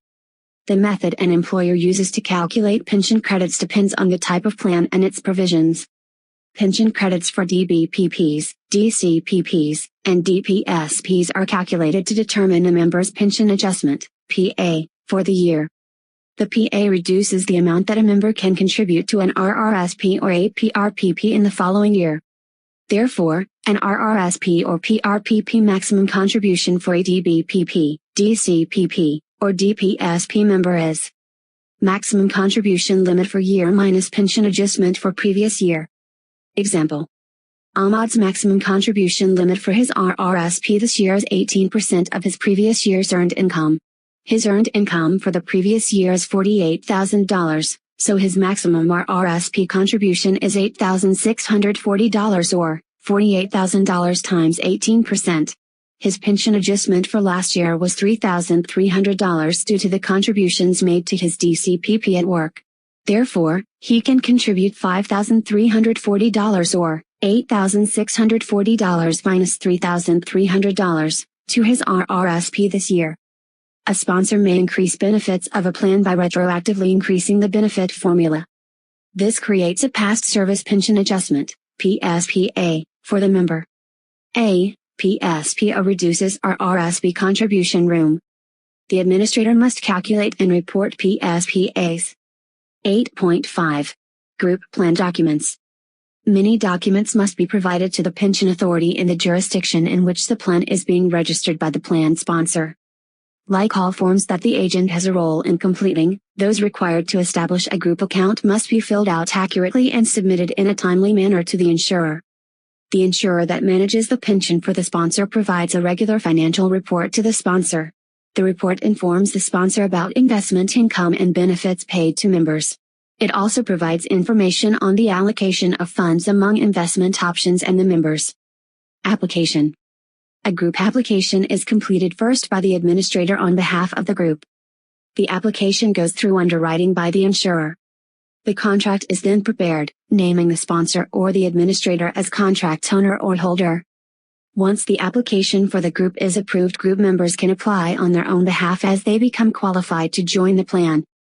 Members may not enroll until their waiting period has been completed. All members entitled to participate in the group plan by plan design are accepted. For instance, a plan could be set up so that all employees who have worked for the employer for 6 months are entitled to join the pension plan and are automatically enrolled. Member forms. Forms to be completed by members are provided through their group administrator or a website that provides secure member account access. Membership enrollment is the first form for a member to complete. Members receive a certificate of membership that details the many aspects of their plan. It includes an identification number. At the time of enrollment, members may have forms to provide a waiver of a joint and last survivor pension, a waiver of a pre-retirement death benefit, and a waiver of a survivor's benefit for a locked-in account. Another form allows the member to change a beneficiary named in the plan. A member may also temporarily leave the plan due to disability or maternity leave. A leave of absence form is provided to accommodate a suspension of contributions for reasons specified by the plan. Using this form also means the member does not need to satisfy another waiting period to rejoin the plan after he returns to work. At retirement, the plan member must provide a notification of intended retirement before retirement actually occurs. Income begins at the selected date if plan requirements for minimum age or age plus service, the 85 factor for example, have been met. Account transfer. Members with locked-in pension contributions may be required to transfer the value of their pension plan when they no longer work for the plan sponsor, due to retirement or a change in employers. The administrator facilitates transfers according to the instructions of the member. Transfer options.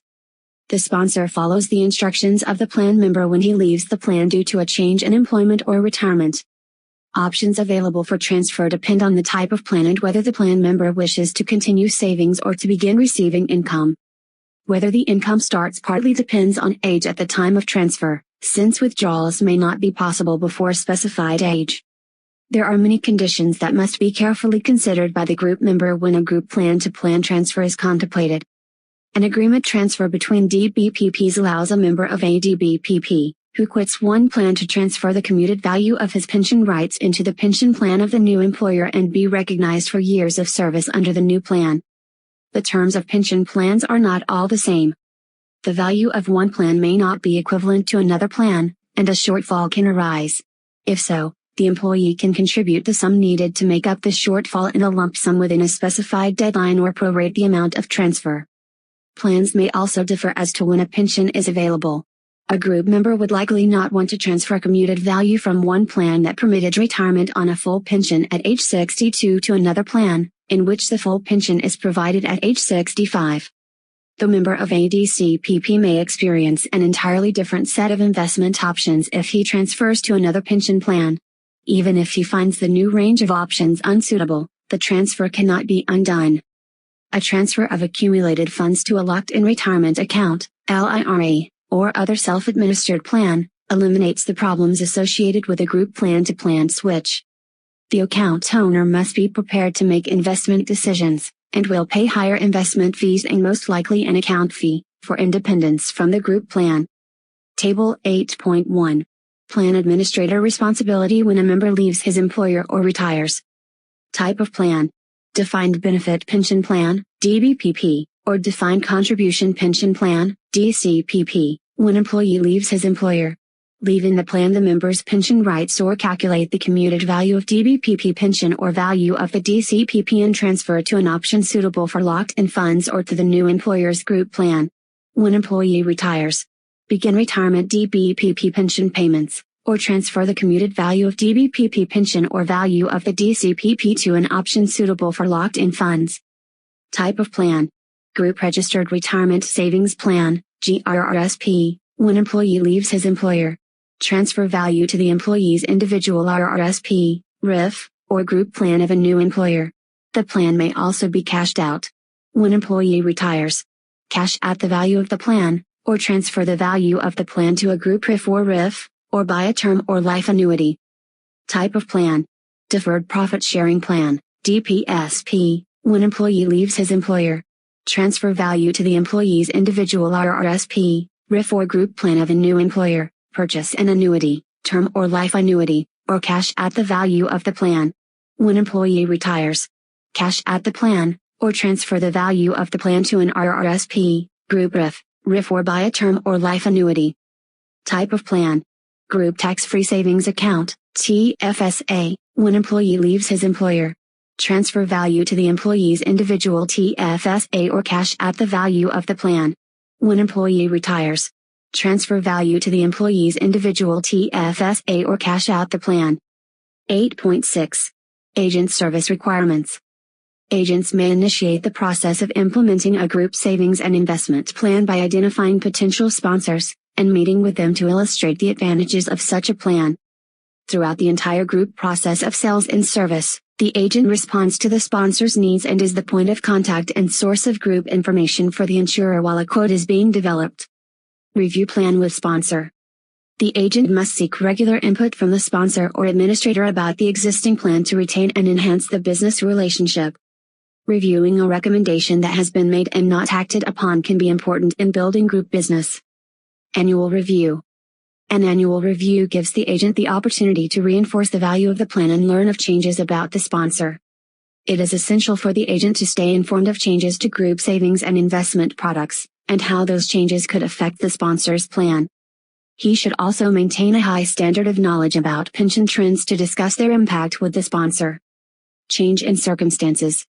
Just as important as providing information to a sponsor or administrator is the agent's service role in bringing information about a sponsor back to the insurer. The insurer needs to know about changes to the composition of the workforce, both growth and shrinkage, financial circumstances of the sponsor, change in administrator, and other relevant details. A sponsor may choose to wind up, or end its pension plan. This requires filing the necessary forms with the provincial pension regulator. The value of the pension plan is held in trust for its members and cannot be accessed by the sponsor. 8.7.